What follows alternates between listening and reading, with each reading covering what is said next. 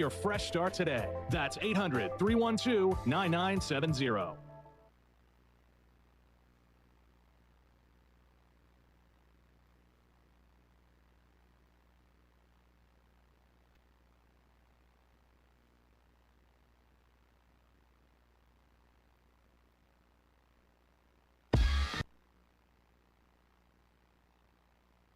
Central Texas home for sports. It's Centex Sports Network and Infinity Sports. Catch all your in-depth sports analysis with the best. The hottest sports show in the evening is Centex Primetime, hosted by Jalen, Gillis. Act like y'all. Weekdays 5 to 7. This is the Central Texas #1 leader in sports. Centex Sports Network. That's right, sports fans. We can talk about sports. And Infinity Sports. Lighthouse Streaming, a full-scale media agency and your go-to source for all things audio and video. Is your church long overdue for audio and video upgrades? Call Lighthouse Streaming for a free consultation. Does your corporate or church event need audio or video production? Don't stress. Call the guys at Lighthouse Streaming. In business since 2017, Lighthouse Streaming has produced hundreds of live events and completed dozens of church and venue installations. Whatever your AV needs are, Lighthouse Streaming has you covered. Give them a call at 254-252-4206. That's 254-252-4206. Or go to lighthousestreaming.com and set up your free consultation. Central Texas home for sports. It's Centex Sports Network and Infinity Sports. KWBT-FM, HD2 Waco, Temple, Killeen, Fort Cavazos. The new leader in sports in Central Texas is Centex Sports Network and Infinity Sports. Holy Jesus. What is that? It's time to get in the game. Do you know what time it is? Tune in to Primetime Sports Talk with Jalen Gillis. To me, you are nothing. Your go-to source for breaking sports news in Central Texas and exclusive Dallas Cowboys coverage. Start it up, let's go. Catch us Monday through Thursday from 5 to 7 p.m. on the Centex Sports Network and Infinity Sports. What's going on, everybody? Welcome back into Centex Prime Time. I am your host, Jalen Gillis, here at the end of the week, getting ready to take you through the primetime topics in sports, not just in the Central Texas area, but from all around the nation. Want to thank everybody for tuning in with me today, whether that's on YouTube, Centex Sports TV, whether that is on Infinity Sports Radio, Central Texas, and also the new audience here, Centex Magic 94.5. Want to thank you guys for tuning in. Happy holidays to everybody out there today. Well, folks, we made it to the end of the work week here on this Friday Eve, what we call it, on Thursday here today. Super packed show today. Got a lot to talk about. Plenty going on in the sports world. We've got La Vega in the state game tomorrow. Already state championship games going on in Texas right now. Already up at Jerry World playing right now. I believe Malakoff and a couple other teams are getting ready to play tonight. La Vega's got the Friday morning game tomorrow at 11 a.m. That'll be right here on Centex Magic 94.5. We've got NFL football tonight as we have the Chargers and the Broncos on Thursday Night Football. NBA is kicking back up as well today. And we've got the college football playoffs starting this weekend. Full weekend of sports. Great time to be a sports fan, folks, as we're getting closer and closer to Christmas. Only a few days away from Christmas now. So once again, happy holidays to everybody out there. And thank you, as always, for tuning in. So we'll get right to it, folks. Like I said, got a packed show today. To start this one off, want to talk a little bit about the game tomorrow. La Vega Pirates taking on the Carthage Bulldogs. Joining me here to start the show, I have the man, the voice that you heard all season long calling the La Vega Pirates, Mr. Cedric Eigelhart. Said, what's going on? Hey, how you doing this afternoon, Jalen? Man, I'm doing good. Just gearing up, getting ready for this game tomorrow. So, Said, that's right where we'll start it. We'll talk about a few things while we got you on here. But we talked about earlier in the week this La Vega team taking on the Carthage Bulldogs, and we've talked about it all week long. Tomorrow is finally the day. So just to kind of put a bow on this and talking about this La Vega team and the great season that they had just what are some things you would want everybody to know about La Vega, because some people haven't got a chance to watch La Vega this year. Yeah. This will be their first time getting a chance to watch them. Yeah, the main thing that I wanted to point out that I don't think we touched on this as we talked about them previously. This is a La Vega team that has a great mixture of seniors and underclassmen. There are 16 seniors on this La Vega roster, 14 juniors, 15 sophomores, and 1 freshman. So we see that the program is set up for success going forward as long as, Coach Hyde and his staff can keep this train rolling. The seniors that they're losing are guys like, there's Bryson Rowland, Amir Gibson, Antoine Good, Eric Davis, Johnny Hammond, Daylon Pullen, Warren Richardson Jr., Jamarquise Harrison, Jeremiah Thibodeau, Jeremiah Jones, who's been undermentioned, but he's been stalwart on the defense as well. Jalen Nickerson, A.J. Turner, Isaac Martinez, one of those big uglies up front of the offensive line, Hilario Mata, another big man on that line, Kevion Hogan, and Andre Johnson, another offensive lineman. These guys are going to be playing their last high school games on Friday, but the good news is the cupboard is not bare because, just like I said, there are 30 other underclassmen on this La Vega roster, including guys like Jabari Thornton and, Caden Rowland, this is going to be, if they don't come out with a championship tomorrow, they have a very good chance to get back next season. Yeah, I agree. I think this team has a good chance to compete for championships for the next couple of years, especially when you look at the great play of the quarterback, Courtney Parr. He's only a sophomore.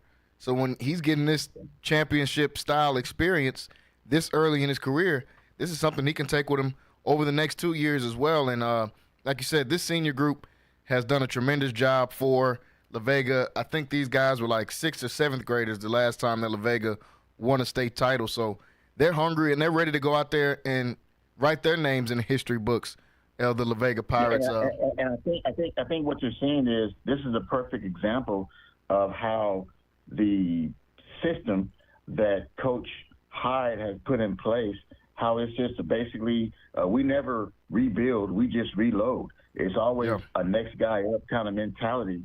And having this particular mix of different type of students in these different classifications is a perfect example because, a lot of times with high school football teams, you have to have chemistry and camaraderie, and it takes a little while to build that. But when you have a great system in place, you can just take whatever kids are coming out in pads, and we'll just conform you to what the system is. And if you get these kids to buy in, then we're just gonna keep winning like we've always done. This is what Carthage has done. Yeah. The Carthage Bulldogs, they have won 9 state championships.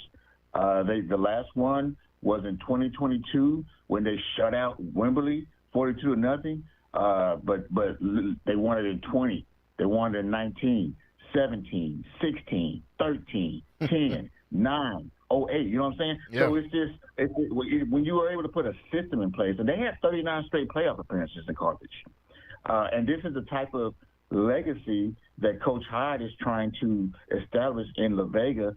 Every year, we're going to be a threat to not only win our district, but to make the playoffs. And once we get out of our district play and get into the state playoffs, we're going to make a run. Yeah, and I think that's exactly what he's in the middle of building right now. This La Vega team is a team that these last couple of years they haven't been to a state championship game, but around the end of those 2010s, they were really starting to make their mark as being a stable in the state championship game, and I think they're on their way to being right back. And like you said, Carthage, 9 state titles. The crazy part is they've got 9 state titles and 9 trips. They haven't been and lost yet, and we're hoping that tomorrow will be the first one that they got that Michael Jordan NBA Finals thing going right now. No, seriously, they got 9 trips and 9 chips to go along with it. So this Carthage team, an historic team this La Vega team, an historic team, both two storied programs looking to come in and make their mark. Like I said earlier in this week, at this point, everybody's expecting to win. No one's expecting to come into these games and we just want to put up a good game. Everyone here is expecting to win. But in football, you got to move a man against his will, and that's what we're going to see on Friday. You talked about some of those seniors. Looking at one of the main seniors there, and Bryson Rowland, a guy that I feel is somehow under-recruited. I don't know how that happens, but goes for another 2,000-yard season. I think he's at 2,045 yards this season.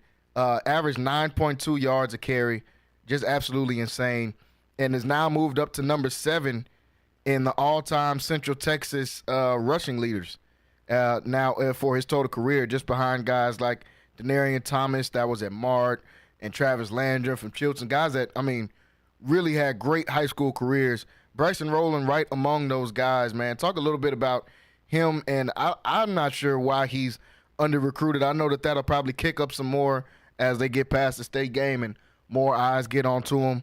But talk a little bit about what he's been able to accomplish at his time at La Vega. Yeah, the only reason why Bryson Rowland is not being recruited more heavily is because of his size. He's small in stature.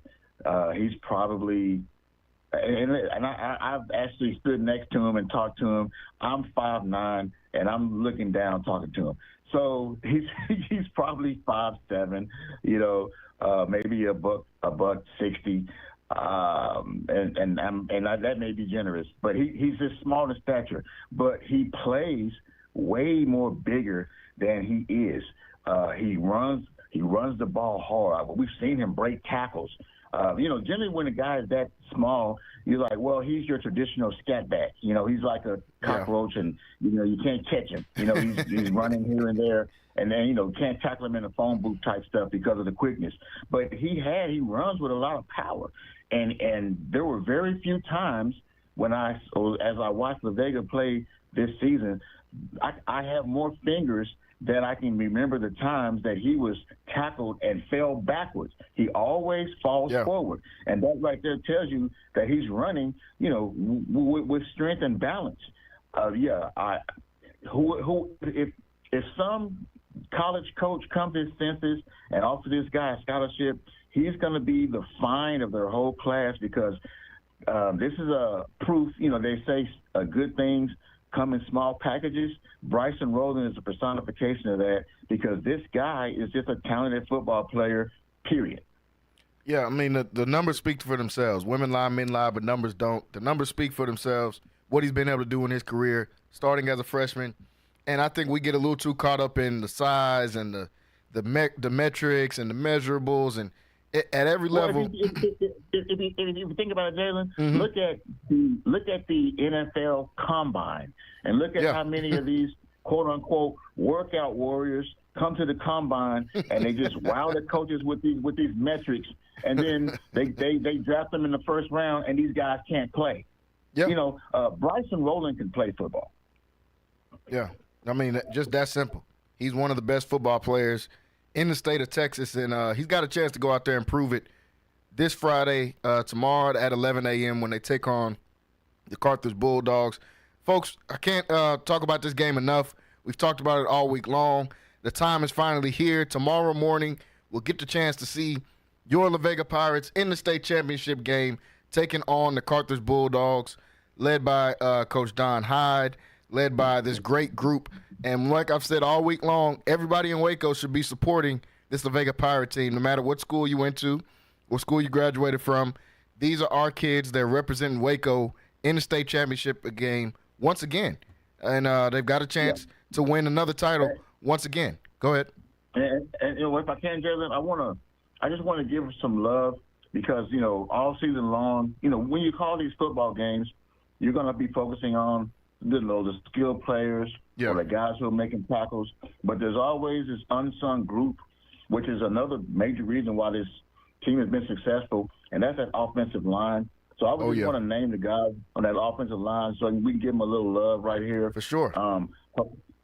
Hilario Mata, the senior, sophomore Michael Bryant, sophomore Jaquavian Johnson, junior Ethan Thompson, and junior Zaid Gonzalez. These guys have anchored that offensive line all year long for La Vega, and they were the reasons why Bryson Rowland had holes to run through and why Courtney Parr had time to complete passes down the field to guys like Jabari Thornton and Jamarcus Daniels. So just wanted to give those because those big guys, they do a lot of grunt work, but they don't get a lot of love. So I just wanted to take time to, give those guys a little love. No, for sure. And I definitely appreciate that shout out, man. Like you said, these guys don't get all of the praise that some of the skill position guys get, but they're doing a lot of the hard work, and a lot of those guys are playing both ways. You think about a guy like Ethan Thompson, he's playing both ways sometimes. When they needed to get some stops on their D-line, they stick him in on the D-line, and he's a U of H commit. When they go jumbo on defensive line, they would bring in Jaquavian Johnson, Ethan Thompson, and Jay Gonzalez. They would bring those three guys in, for the jumbo goal line type defense to, or when they need to, get a stop on the run. Yeah, these guys did play both ways a lot of times. Yeah, you're right about that. Yeah, so those guys make a huge difference. I mean, we saw it for all of those that got a chance to watch last week's game against Wimberley, and if you didn't get to watch, you got to listen, and we talked about it. I mean, those guys are moving people. They were a huge part of that victory last week. If Vega's able to come out with the victory this week, they're going to be a huge part of that because these guys really move people out of the way. And everybody knows football is one in the trenches. We had Wayne Walker on it yesterday, and we talked about it when we were talking about some of the teams in the league doing my NFL top 5. Football is one in the trenches. It's the same at every level. When you can move people on the offensive line and the defensive line, you got a chance to do that. And some of those big guys like you just named, and then some of those guys on the defensive line like Warren Richardson and Jace Wiley and all those guys on the defensive line, they're going to have Never miss the hilarious Ricky Smiley. Number one show in the city. All right, Friday on the Ricky Smiley Morning Show. Who will win that Dollar Tree prize pack? The men and women. Pre-district schedule, and they took on a team like Salina and lost to them early in the year. Salina's in the state finals in 4A Division I. So you see why those games paid off for them earlier in the year and how they were able to take that momentum and those things that they learned and propel them to this moment. And they've got all the way to the state game. Like we said, folks, that is tomorrow at 11 a.m. right here on Centex Magic 94.5. If you don't get a chance to go up to Jerry World, AT&T Stadium up in Arlington, Texas, you can listen right here on Centex Magic 94.5. Once again, that's at 11 o'clock. Pre-game show will be at 10:30, so make sure you guys are gearing up and getting ready for that. I know we are already here on Centex Magic to be able to call that game, to be able to watch that game, and hopefully see La Vega bring home another state title tomorrow at 11 o'clock. Said, while we got you on here, man, for a couple more minutes, want to talk a little bit about we talked about the college football playoffs and some of those matchups earlier in the week when you were on. Want to talk about some of these NFL games, man, because we didn't get a chance to look at some of those. We got a really good game tonight, the Denver Broncos taking on the Los Angeles Chargers, and just want to get your opinion about a couple of these games coming up on this slate, including your Philadelphia Eagles, because they're playing in the big game too against the Commanders. But I want to start with the Denver Broncos and the Chargers tonight, this Thursday night football game. I think you were on last week when we said that these Thursday games are starting to be better than some of these Monday games. I don't know what's going on with that, but we got another good game on Thursday night football. Broncos and Chargers. This is a huge one. This is for playoff seeding. This is potentially for second place in the AFC West. Right now, the Chargers are a 2.5-point favorite. They're playing at home, but the Broncos are on a 4-game winning streak coming into this game. What's your thoughts about this game tonight, Broncos versus Chargers? Yeah, kind of odd to me that the Chargers are giving up 2.5. I know Justin Herbert is dinged up. Mm-hmm. Their running back room is not 100% healthy either. So I'm not sure how they're going to generate enough offense to get past this Broncos team where defense has been their calling card pretty much all season. Their defense has played so well, it gave Bo Nix time to grow up, if that makes any sense to you. It makes perfect sense. Yeah. I would, if I was a betting man, I would definitely take Denver in the points. I mean, you give me Denver in the points. I'll definitely take that 2.5 against the Chargers because I just feel like even though Coach Harbaugh has done a great job with re-energizing and reconstituting this Chargers team, because really all he did, if you think about it, he just stopped all the silliness, all this going for it on 4th and 10 on your own, side of the field and all that super stuff, throwing the ball 40 times a game. He just cut the silliness out, and he just got them back to playing basic winning football. Run the ball, play defense. You know what I mean? Yeah. That's been a long time formula for winning football in the NFL. But because they're not healthy, I would have to take Denver in this matchup. And if Denver wins this game, now because this impacts the whole Patrick Mahomes does he play type scenario. Yeah. Because if Denver wins this game, and then with Kansas City having to play Denver not next week but the week after on a short turnaround, if you play Patrick Mahomes on Saturday against the Texans, which I personally think, we'll talk about that a little bit. Yeah. But if Denver wins this game, like I believe they will, now this Chiefs Broncos game in the regular season finale has a lot more significance to it. Yeah, it has a lot more significance to it if Denver's able to win this, and they got more to play for, in my opinion, than the Chargers do. But I'm agreeing with you. I like the Broncos in this game. They're on a 4-game winning streak. Defense has been playing great, and the Chargers, honestly, they were kind of on borrowed time as we look at them throughout this season because they're honestly devoid of talent on the offensive side of the ball. They were just playing good football, like you said, Coach Harbaugh, implementing those basic football things. We're going to run the ball. We're going to play defense. But they don't have a real receiver room.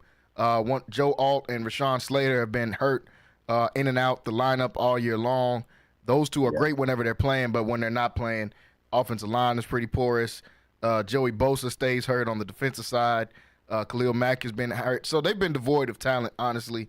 And they've kind of outplayed what their roster is, but now it's starting to show up even more. I like Denver in this game. Like you said, I'll take the 2.5 points with that. They know it's going to be a low-scoring game. The point total is 41.5, so I wouldn't play with the point total, but I would take Denver in that 2.5 points, though. Before we go to the next game, I want to ask you about the breaking news because last time you were on, we didn't get to talk about it. And Kirk Cousins getting benched, man, for Michael Penix. And this is something we kind of talked about earlier in the year when you were on the show, this situation with Mike Penix and Kirk Cousins. Now Kirk Cousins getting benched. What was your thoughts whenever you heard that news?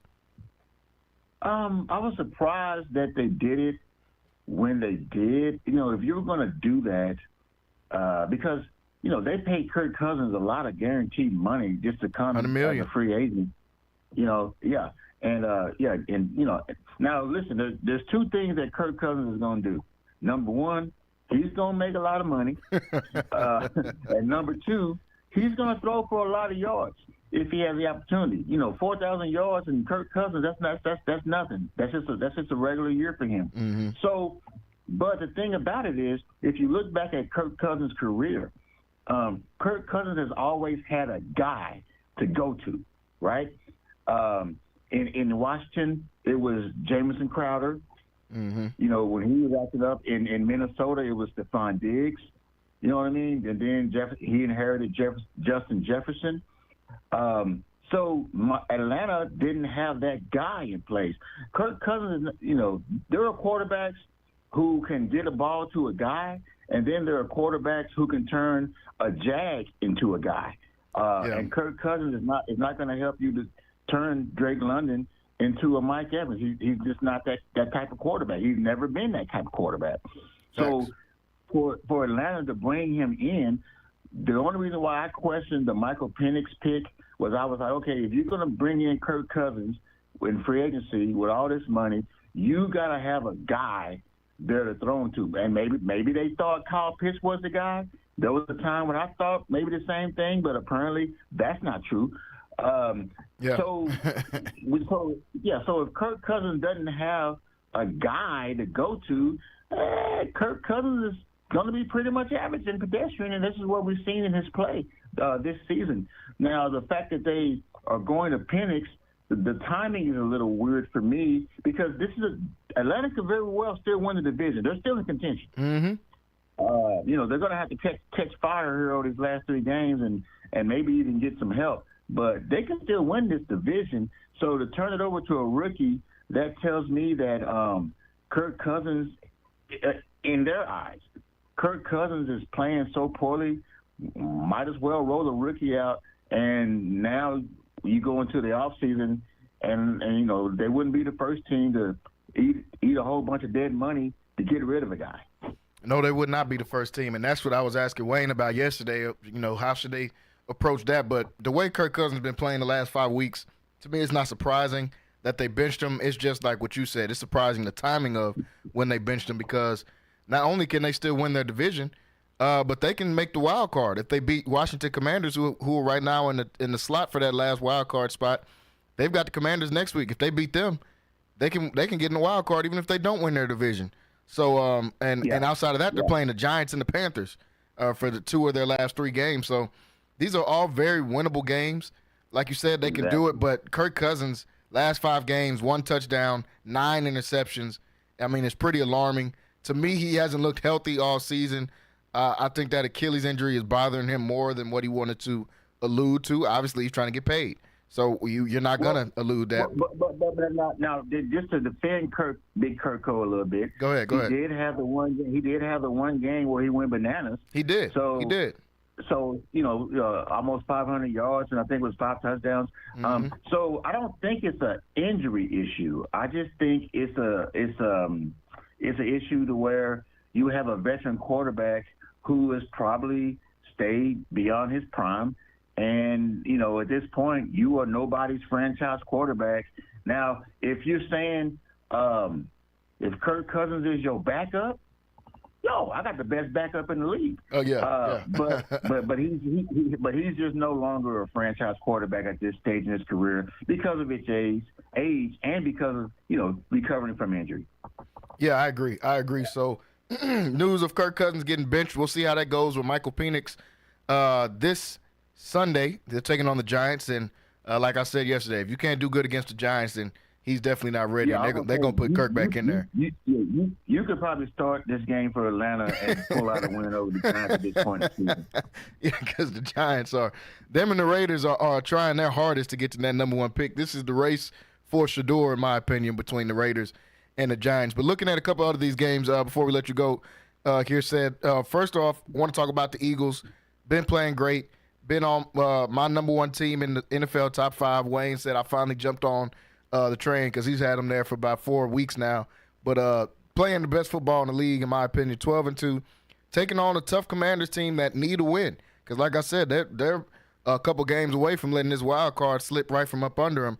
So especially with playing the Falcons next week. So this is a game that the Commanders need as well. In this game, Philly's a 3.5-point favorite. They're playing at Washington in this one. How do you see this one shaking out, Philly versus the Commanders? You're going to be surprised at the next words that come out of my mouth. Uh-oh. I think this is an upset alert for Philly. Okay. Because everything has been going well, and the Washington Commanders are not a team that Philly traditionally gets up for, even with the Redskins. Just traditionally, in the NFC East, Philly's rivals have always been Giants and Cowboys, and never really worried about whatever Washington's team was called. So I expect Philly to be on upset alert, even though they had a great showing last week statistically, but they didn't put up a whole bunch of points on Pittsburgh. So it's not like that they just, there was an offensive explosion against Pittsburgh. They were more cohesive as an offensive unit. So now that they showed everybody, hey, we can do this if we have to. But I just think that because this game means so much more to Washington, because Philly, we know Philly's in the playoffs. We don't know the seeding. We don't know where, but we know Philly is in somewhere. Yeah. And so when you get to this point of the season, when everybody is banged up and dinged up and nursing injuries, you don't really want to push your guys to go 100%. These are the times where you can try to find moments to rest guys and give guys chances to heal up a little bit. So I'm going to tell you right now, this is upset alert week for Philly. Of course, as a fan, I hope it doesn't happen. But even if they lose, like I say, it's not the end of the world. They're in. You're not they're in. So yeah, this is an upset alert for Philly. For all you people who are taking bets, Washington plus 3.5 is the way to go on this one. Yeah, I'm not mad at that at all. Like you said, Philly historically doesn't get up for the Washington Commanders or the Redskins, whatever they were previously called, the football team. But the Commanders are playing desperate, and they know they need a win right now. So they're going to come out and give Philly everything they got, and they're playing at home now. So go ahead. Terry McLaurin is on a tear right now. Yes, he is. Yes, he is. And Philly is on their backup secondary personnel. So, he put that into play as well. Yeah, Terry McLaurin's been playing great. Last game, or a few games ago against Dallas, 100 yards, and then 73 yards the last 2 games with a couple touchdowns in each one of those games. So Terry McLaurin's been playing good football as well. So make sure you guys keep an eye on that one. That is an upset alert. Said called it right here. Washington Commanders could potentially upset the Philadelphia Eagles. Now, looking at this game on Saturday, or these 2 games on Saturday, before we wrap this up, first one, Texans and Chiefs. Obviously, I'm going for the Texans in this one. Right now, the Chiefs still a 3.5-point favorite because Mahomes was a full participant in practice, is expected to play. They're moving Hollywood Brown off of IR, I believe now. He's going to try to give it a go in this game. What do you think about this Mahomes injury situation and how the Chiefs are handling it right now? Pretty much saying, hey, if he's going to play, we're going to let him go out there and play if you think he can play.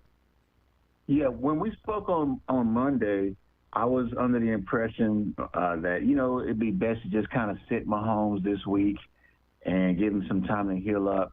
But then, as I've thought about it and things have kind of progressed, because I heard the comments Patrick Mahomes made, he was like, hey, if I can go, I need to go because what message am I sending to my teammates? Because everybody's hurt right now, or nursing an injury right now. And he's like, you have to, as an NFL player, there's a difference between injury and pain. So we got a lot of guys playing through pain right now. You can't play through an injury. You can't play through pain. So, and then this whole thing about the number 1 seed. If you play Mahomes against Houston this week, then if you win that game, then you could really sit him for the other 2 games and still have a chance to get that number 1 seed, to get that playoff bye, which is so important to you. But once again, if the Broncos beat the Chargers tonight, then you can't really depend on them having that season finale game with the Broncos as kind of a gimme, because, now the Broncos will be looking to maybe potentially host a wild card game or something like that. So, go ahead and play Mahomes. Play Mahomes. If Mahomes can play him against Houston on Saturday, and then they play Saturday, then they turn around with a short week and they play on Christmas Day, and then they play again the following Sunday. And if they do get that bye because they beat Houston, then they're going to have another week, and then Mahomes will be fully healthy. So it may be worthwhile to go ahead and, if as long as he can protect himself on the field, that's what's key to me. If he can't move out of the way of a rush or things like that, now that's a whole different situation. But if he's shown in practice that he can be somewhat mobile, not as mobile as he is when he's 100%, but if he's shown on practice field that he can be somewhat mobile, maybe it's worth rolling him out against Texans just to get that 14th win of the season. Yeah, I see why they're doing it. They're trying to get that home field advantage, and that we know that's important. You can get that bye. You can solidify home field. Arrowhead is a hard place to play in the league. But, I think they should sit him for a little bit just because you don't want him to go into the playoffs hurt when you're trying to three-peat and a bunch of guys are already hurt. But like you said, it's the difference between hurt and playing through pain. Now, obviously, I don't want him to play this weekend because I don't want to play against the Texans. I'd much rather play against Carson Wentz. But obviously, they're not going to give me that birthday gift that early. So, Kansas City looking like they're going to play Mahomes. He's not completely ruled out or ruled in for Saturday, so it's going to be a game time decision. So we'll keep our eye on that. Real quick before I let you go, Seb, what is your thoughts about this Baltimore and Pittsburgh game? Does Baltimore finally get over the hump, or really does Lamar Jackson finally get over the hump on Pittsburgh this week, or are we going to see more of the same with Pittsburgh coming out with a win? Yeah, it just seems like for whatever reason, Pittsburgh has been Lamar Jackson's kryptonite to his Superman. He has a hard time getting by the Steelers, and I guess that you got to give a lot of credit to that to Mike Tomlin and the way that they game plan against him. They figure out a way to at least slow. They don't stop Lamar, but they slow him down. When nobody else has figured out how to even do that much. Lamar has better weapons. He has the best complement of weaponry this year that he's ever had with Derrick Henry and then Zay Flowers, and you still have Mark Andrews.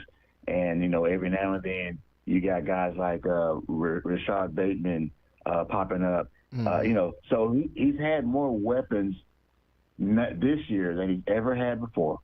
Even Justice Hill as a backup has been, a fire plug every now and then. T.J. Watt is hobbled. Yeah. So, and we know he's a stalwart of the Steelers defense. So T.J. Watt is hobbled. So I let me say it like this.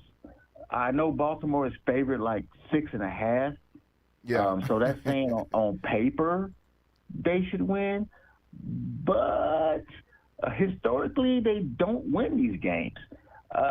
So if you're asking me, like, if I was going to make a bet on this, I would take Steelers plus 6.5, just from the historical standpoint, because Mike Tomlin has always been part of this equation. Yeah. But if Baltimore doesn't win this game, then now because 3 weeks ago I would have told you, if you'd asked me 3 weeks ago who's the most complete NFL team in the league, and you gave me three choices, Baltimore was definitely on that list. And they still might very well be, hanging on at number 3. But if they don't beat the Steelers with this offense that they have this year, then I don't know if they ever will. Yeah, I agree. I would definitely take Pittsburgh plus 6.5 just because I think it's going to be closer than the 6.5 points.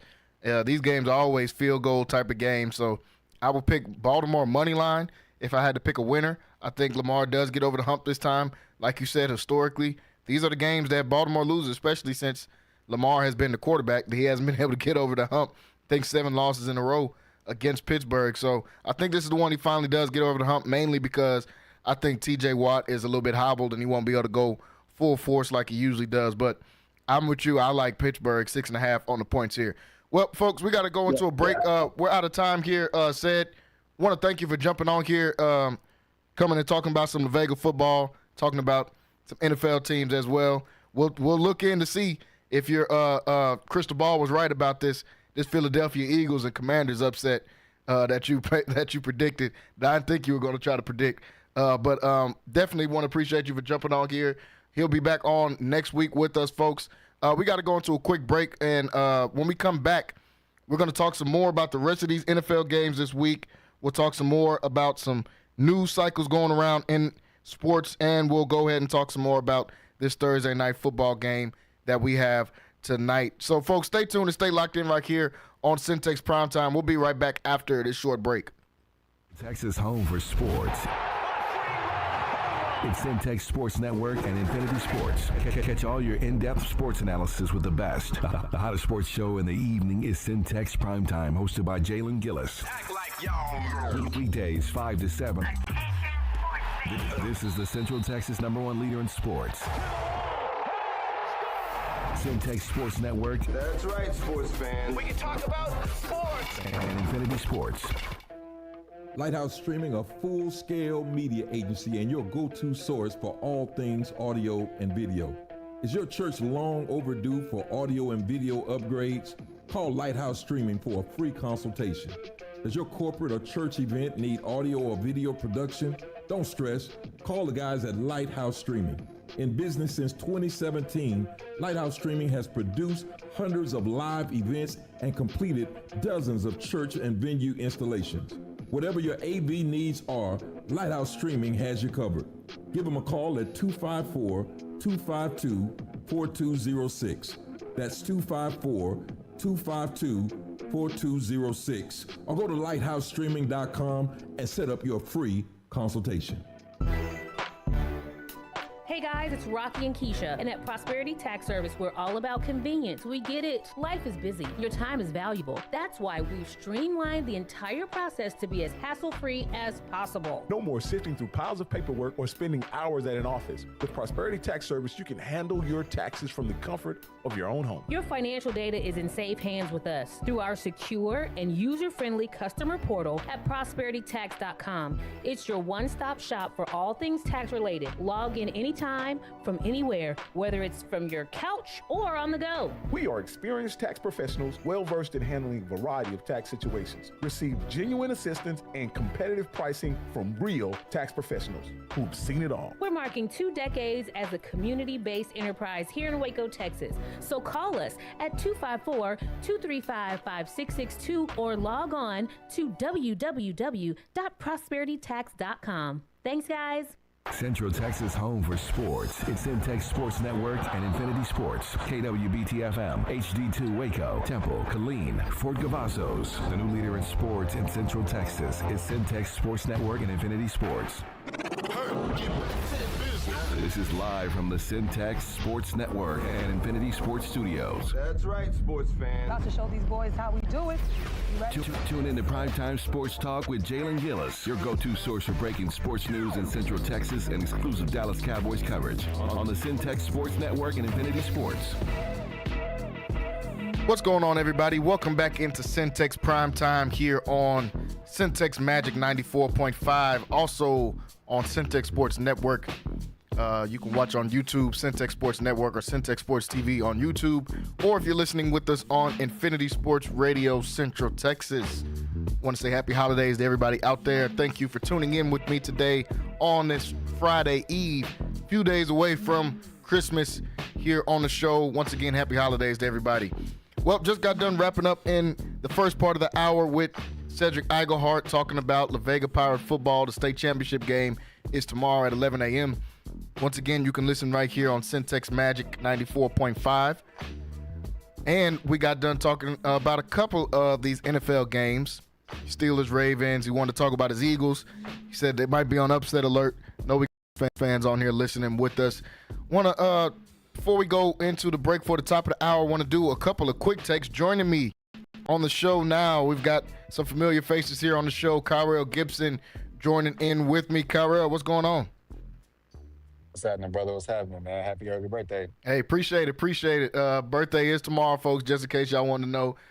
Send some happy birthday wishes. I will be calling the La Vega game, though, so birthday I'll be working money. On my birthday. Forget the wishes, birthday money. Nah, I ain't going to go down here and ask for no money. I'll let them have it. But appreciate that. Also joining me, got Quay joining in with me as well. Some of y'all may know him as Too Raw. Quay on here. Quay, what's going on? What's up, man? Happy early birthday, man. It's all good, man. La Vega going to state, my team did just lose in the bubble championship or whatever they want to call it, but it's good. We on the up and up, man. Hey, we'll talk about that in a little bit, but your Thunder dropped the ball just a little bit, but like I said, they were playing hurt. We talked about them a little bit yesterday. They were playing hurt, so I'm gonna give them a little bit of grace, but we'll talk about them in just a second. In hour number 2, we're gonna talk some NBA. Talk a little bit about these week 16 matchups in the NFL and talk a little bit of college football as well. But while we got about 20 minutes here left before hour number 2, want to talk about a couple of quick takes, just some news going around the league. Obviously, we've all seen the news and we just talked about it, but I want to get you guys' opinion on Kirk Cousins being benched for Michael Penix on the Atlanta Falcons. Top 10 pick from last year. Kirk Cousins in the last 5 games, 1 touchdown, 9 interceptions. And they lost all of those games except for when they played the Raiders, who are the worst team in the league. So, Kyrell, when you got the news about Kirk Cousins getting benched, what was your thoughts about them going ahead and deciding to start Mike Penix this late into the season? Hey, man, Professor Finesse is run is over, man. Like, hey, we can't do. I don't want to hear no bad take or no bad things about Kirk Cousins, man. That dude got that bag. All right, Super like bag. at some point you got to salute the fact that he got so much money and never did anything. You know, Ever. like ever, ever, man.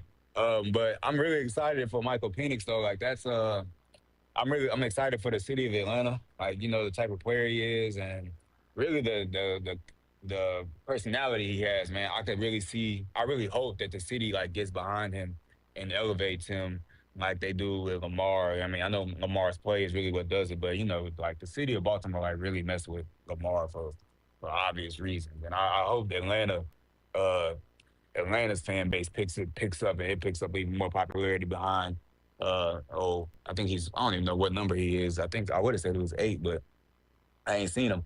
But yeah, man, I'm just really excited for the culture out there. Like let's see what Atlanta really got to offer as a major franchise with a young up and coming quarterback who hopefully turns out to be a great quarterback. Um, But it was the right move to make. You know, I think it was their plan the whole year. You know, this is exactly what they did with what the Chiefs did with Patrick Mahomes.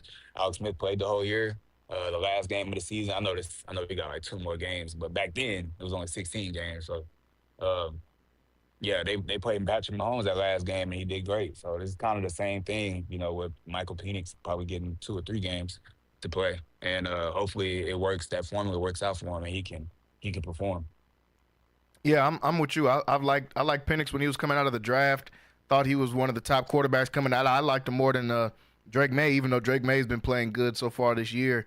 But a lot of questions about when they picked Penix in that top 10. They already paid Kirk Cousins the money. This is why you do it, because at some point Kirk Cousins was going to fall off. He was already mid, but then when you're starting to fall off, you're getting older. He's 35, coming off an Achilles injury. He plays like he did the last 5 games. You throw 9 interceptions and 1 touchdown in playing a pretty regular schedule. It's not like they were playing the top teams in the league either when he was playing that bad. So Penix going to get a shot. Quay, what was your thoughts whenever you heard the news about Penix getting a start and Cousins finally getting benched? Mid, kind of figured it, bro. Jalen, you pay him coming off an Achilles injury, top dollar to come play quarterback. Then you draft a top 10 quarterback. We kind of knew what was going on. It was just the inevitable. They just did it a little earlier than expected, but paying them all that money a mistake. Just like the 49ers, and they talking about bro want to make $50 million. I wouldn't pay him, but I don't know. I'm just saying, like it's exciting for Michael Penix. Hopefully he don't come in and be mid. This team kind of still, they talented, they exciting. They need that young. They were looking for that guy, and they were already invested in him to be that guy. They just pulling the plug early. But with all that money, you gotta let him at least finish the season. But so it was kind of a shock, but not really. Like I said, the inevitable was happening. Michael Penix was the next guy up anyway. So excited to see it happen for him. But I don't know.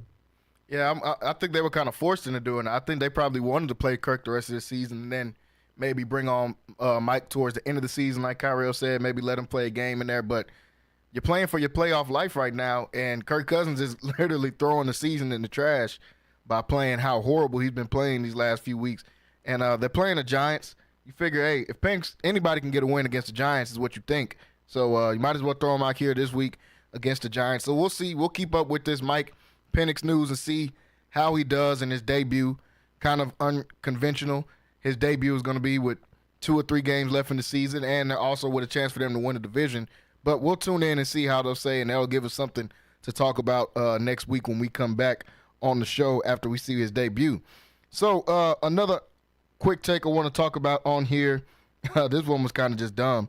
But Woody Johnson, the owner of the Jets, reportedly vetoed the trade for Jerry Jeudy because he asked his kids about it, and his kids said that his Madden rating was too low. And so he didn't trade for Jerry Jeudy, who is a top 5 receiver right now as far as yards. I think he's 5th in the league in yardage this season. The Jets obviously playing terrible, but they didn't trade for Jerry Jeudy because his Madden rating was too low.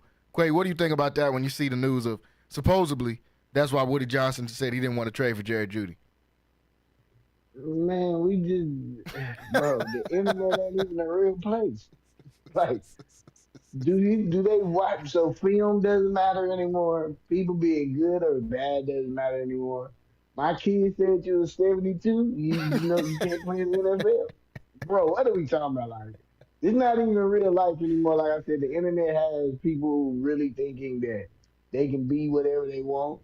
Now they let it literally. Apparently, we can say we're a wall and identify that, and just we can just it don't matter anymore, bro. We don't, and there's no genders, there's no anything. You just live, and like I said, this just the fact that this even a conversation. You can't tell me 10 years ago that would be a conversation. They wouldn't even have said it. Most owners didn't know what Madden was. He's 70-something years old, talking about his kids told him, yeah, his Madden rating was too low, Pops, don't trade for him. And now the Jets are what, 4-10, 4-11, whatever they are. Bro, I don't know. That was just I don't know, bro. The world is just losing this place, bro. It's just terrible take, bro. Conrad, what was your thoughts about them saying the Madden rating was too low, so they didn't want to trade for Jerry Jeudy? Oh man, delirious. Had to be, man. But I understand it because it's a rough week it's been a rough 2 weeks for billionaires. So I understand they heads out in the game, man. It's okay. Mine wouldn't be either. But yeah, that's crazy, man. What do you mean the Madden rating too low? Who cares about the Madden or 2K rating? Let me ask y'all, man. Who was that player on 2K, bro? He was like a 60. He was on the Thunder though. He was like a 68. But 3-ball was crazy. Like there's been a bunch of people like that. Anthony Morrow. Yeah, we said at the same time. Anthony Morrow, man. It don't matter. It don't matter what his rating is. How does he perform on the field? Does he have the stats? Man? Jerry Jeudy got the stats. 6'2", 4'4". Is a physical guy. You know what I'm saying? So the fact that these. I don't even know what to call these two Nepo babies, man, but I'm going to just leave them. I'm trying to spare them, bro, but, man, what are you talking about? Nick Saban liked them. What you mean your kids don't like him? He was a first-round pick. A first-round pick, but they probably not even good at Madden. No, hey, I was just going to say that. That's the worst part. They probably both sorry at Madden, and that makes it even worse. And I got to get a segment in one of these days talking about the Hall of Fame 2K guys on 2K, that rating was probably under a 75. Gerald Green is number one. Everybody knows that.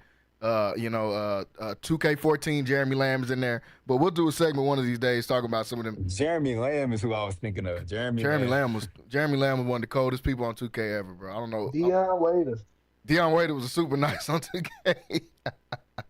But yeah, I have to bring up that segment. Okay, so this is one more quick take and one that's just equally as dumb as the one we just said as we're getting ready to go into hour number 2 here. The Titans coach, Brian Callahan, which no one even knows who the Titans coach is, really. I didn't know. I almost thought it was still Mike Vrabel. I forgot he got fired. But Brian Callahan is the head coach of the Tennessee Titans. He goes on an entire rant because somebody said that his team was soft. And I'll just let y'all listen to it and get y'all's opinion on what y'all think about this rant that he decided to go on because someone called his team soft. Really want to get me going today? Yeah, I think, to be honest with you, I think it's complete and total bull. If you want my honest opinion, these guys are tough, man. They go after it every day. They play hard as hell, and there's at no point have we ever put on tape at any point this season that this is a soft football team. Like I can't even wrap my mind around how that would even be a conversation. I mean, just because we don't win games doesn't mean we're soft. I'm not going to stand for anybody calling this football team soft. I think that's bull. So if there's opinions out there that feel that way, then they don't know anything about NFL football. So I'd like you to walk in there and call one of these guys soft and see what happens. There's no possible explanation to say that this team is soft any way, shape, or form, mentally or physically. And the way that they go about their work it's insulting to me, to them, to everyone that works here. So I'm not that no chance ever in hell would I ever admit that to be the case, and neither would anybody in this locker room. So you can kind of shove that one right up your to be honest. Okay, so Coach Brian Callahan, a lot to say about his team being soft. I don't know who called him. I think somebody wrote about it or something, wrote a column somewhere, said that the Titans were soft. He goes on a rant and says that, well, y'all just heard him say we're not soft. Nobody here is soft. I think you should walk into that locker room and try to call one of those guys soft to see what happens. Just because we're not winning football games doesn't mean we're – hey, the Tennessee Titans are 3-11. What is he talking about? Maybe y'all can give some better insight for what he's talking. Y'all are 3-11, bro. Why are you worried about if somebody called you soft? He trying to fight people. He said y'all could come into this locker room and call one of them guys soft. He ready to box because somebody called him soft, and y'all are 3-11. What if he called you sorry? Then what? Y'all are 3-11. Maybe we should just say, instead of you soft, hey, y'all sorry. You're terrible at football. You're 3-11. You got it. Your starting quarterback has a mayonnaise commercial. Like, what? Maybe we should just call y'all sorry then instead of calling y'all soft. Conrad, what's your thoughts about when you hear Brian Callahan go on this rant about his team not being soft? That's exactly what I was thinking. Oh, yeah, we're not soft. Yeah, because we're not winning games? Okay, well, how about you suck? Like, is that better? You want to hear that? And cool, we don't got to walk in there. Like, you going at the reporters and everything. Cool, man. They don't got to walk in the locker room and call the players soft. How about they just call you soft since you're so sensitive? You know, like, since you want to, no, I'm not soft. Like, whatever, bro. Like, y'all 3-11, you're going to take whatever you're going to take whatever they got to say about you, bro. Like, don't nobody want to hear about you. You said Brian Callahan. What? Is he part of that family tree? Because I feel like it's 100 Callahans in the I don't know NFL whose family tree lifetime. he's a part of, but I didn't even know he was the coach. What y'all talking about? I guarantee if I look up them stats, man, y'all in the bottom 5 of everything. That's everything. Soft. That's soft. You know what I'm saying? The only way you're not soft at 3-11 is if you're getting unsportsmanlike penalties the whole game. That's the only way I'm not calling you soft at 3-11. If you just headhunting. All right, yeah, he crazy. He just sucked and he crazy. But, man, get out of here, that sensitive. Oh, my guys are not soft. They've never been soft. I won't stand for this. Man, get out of here, bro. You soft. Because you won't tell them they soft. So you soft. No, for real. I mean, I don't get it. You're losing every game pretty much. You're 3-11. You're literally going to be a top 5 pick in the league. You might be the number 1 pick if somebody goes out there and wins another game. So, not sure what you're talking about at all, Brian Callahan, but I didn't even know who you were. Quay, what was your thoughts about this rant Brian Callahan decided to go on? Bro, you know the quote when they say a hit dog holler? Like, yeah. He literally, bro, he went on a rant. Okay, if somebody calls me something and I don't believe it, I just, okay, they called me worse. He went on to try to tell us why he wasn't soft. Like, he literally, bro, that's probably, I know he'll cry. Bro. Like, anybody that will go, bro, there's nothing you can say to me to make me, you know what, bro? I've been giving it my all, bro. I'm finna cry. Like, he wanted to, if nobody was in that moment with him, he would have cried. Why would they call us soft? Like, it was terrible. It was, like I said, we're getting out of touch with what the reality is. That's a grown man instead of just saying we got to be better. He didn't say anything coaching. He literally took it personal. He didn't say, well, we're going to draw better plays, better defenders. He didn't do anything. He just said, we're not soft. And they're going to, you can shove that up where it came from. Okay, sir. All right. I don't know what made him decide. I don't know what made him decide to crash out, bro. Y'all are 3-11. What would even make me mad at 3-11? You don't know if you're going to be the coach anymore next year, bro. I don't see what somebody could write that would make me mad, and we're 3-11. I would be mad going to work every day. Because we 3-11. That's what I would be mad about. And like you said, oh man, you come in here and try one of these guys and see if they're soft. I bet the locker room was laughing when they heard this, when all this came out. I know that whole locker room erupted with laughter when I heard them talking, because they probably like, bro, what are you talking about? No one was taking it like that, but I mean, I guess he wanted to stick up for his guys, I guess. Folks, we got a lot to talk about here today on Centex Primetime. We got to take a break to touch the top of the hour. When we come back, we'll do a couple more quick takes. We got to talk some NBA, and we got to preview Week 16 in the NFL. Talk about some more of these games we got coming up on the slate. We'll give some overs and unders for those of you that like to do a little betting. We'll talk about some of our over and unders, some of the point totals. We'll talk about all of that. So stay tuned, stay locked in right here on Centex Primetime. We'll be right back after this short break. Central Texas home for sports. It's Centex Sports Network and Infinity Sports. Catch all your in-depth sports analysis with the best. The hottest sports show in the evening is Centex Primetime, hosted by Jalen Gillis. Act like y'all. Weekdays 5 to 7. This is the Central Texas #1 leader in sports. Centex Sports Network. That's right, sports fans. We can talk about sports. And Infinity Sports. Lighthouse Streaming, a full-scale media agency and your go-to source for all things audio and 100-6895. upgrades. Call Lighthouse Streaming for a free consultation. Does your corporate or church event need audio or video production? Don't stress. Call the guys at Lighthouse Streaming. In business since 2017, Lighthouse Streaming has produced hundreds of live events and completed dozens of church and venue installations. Whatever your AV needs are, Lighthouse Streaming has you covered.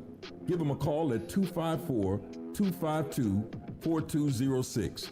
That's 254-252-4206. Or go to lighthousestreaming.com and set up your free consultation.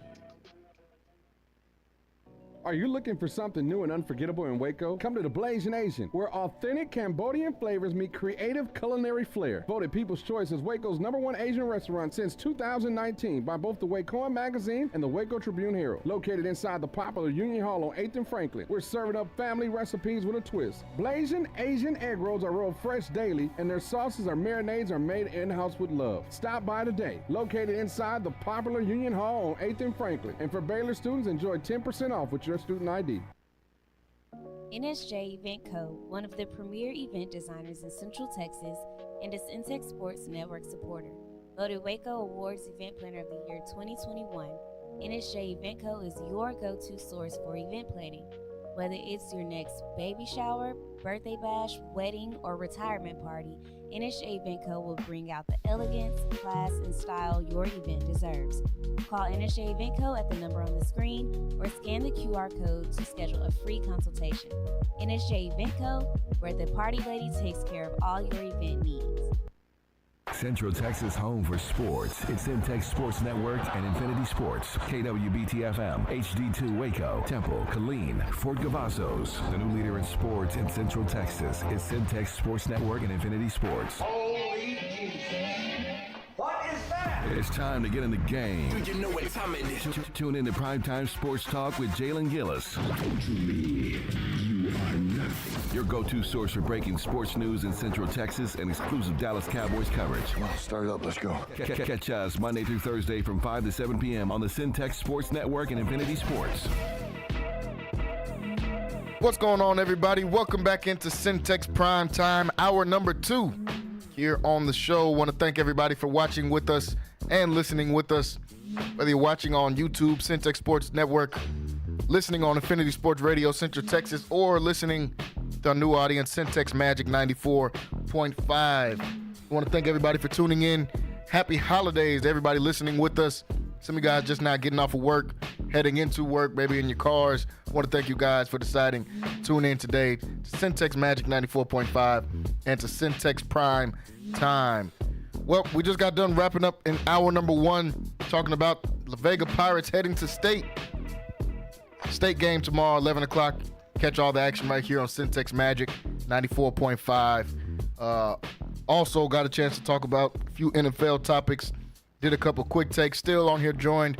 Got Kyrell and Quay here with me as we go through a couple of more quick takes before we talk about some NBA here in hour number 2. Also talk about the Week 16 matchups. We'll give you some picks, some guidance for making your picks this weekend. And also, we'll talk about this Thursday night game, Broncos versus Chargers, coming on in about an hour on Thursday night football. So, want to do a couple quick takes before we go into some NBA talk. We just did one talking about Titans head coach. If you missed it, go back on the YouTube and hit the rewind button. You'll be able to listen to some interesting comments from Coach Brian Callahan. We talked about Kirk Cousins getting benched as well. Want to talk about Cam Newton's got a podcast and seems to always make some interesting takes on there. He said, now he's already had his whole debate where he's talked about game changers and game managers. Said there's only a few game changers in the league at the quarterback position. Everybody else is game managers, and I agree with that part. A couple days ago on the show, he said that all the game changers in the NFL are in the AFC. I want to get you guys' opinion on that, saying all the big-time quarterbacks, or at least the game changers, are in the AFC. He said Patrick Mahomes, Josh Allen, Lamar Jackson, and Joe Burrow. Really the only people he would put at game changers. And he said if he had to throw a fifth one in there, he'd put C.J. Stroud in there as the fifth. Fellas, what's y'all's opinion on that? Do you think all the game changers as far as the game changers at the quarterback spot are in the AFC? So he's leaving out everybody in the NFC, Jared Goff, Dak, Jalen Hurts. I'm trying to think of who else is even in there, Jordan Love. Leaving all those guys out, Kyler Murray, and saying that all the best quarterbacks are in the AFC, at least as far as the game changers. Kyrell, what's your opinion on that? As of right now, he's correct. I definitely think that NFC has potential guys that could grow into a game changer. Jordan Love, I still believe in Kyler Murray. And I even think, Dak can be that, but he is not, based off his career, so he's not. I don't think Jared Goff is a game changer. He got Matt Stafford messed up though. I'll say that. Facts. But I don't think he was really talking about Matthew Stafford because, he's old and on his way out probably. But if he was including him and just overlooking him, yeah, he got messed up.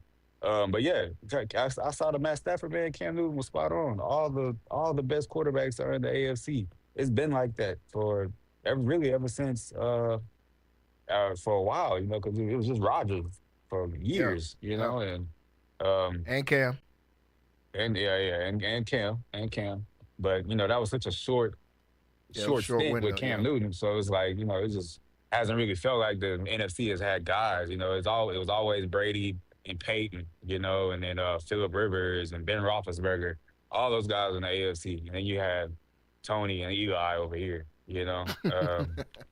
it's just, you can pick your poison, man. You like who you like. I was a Tony Romo guy, but hey, you ain't get it done. Eli Manning sucked. I don't care about them 2 Super Bowls. So yeah, man, he's right. He's spot on, man. C.J. Stroud, Lamar, Josh Allen, my homeboy.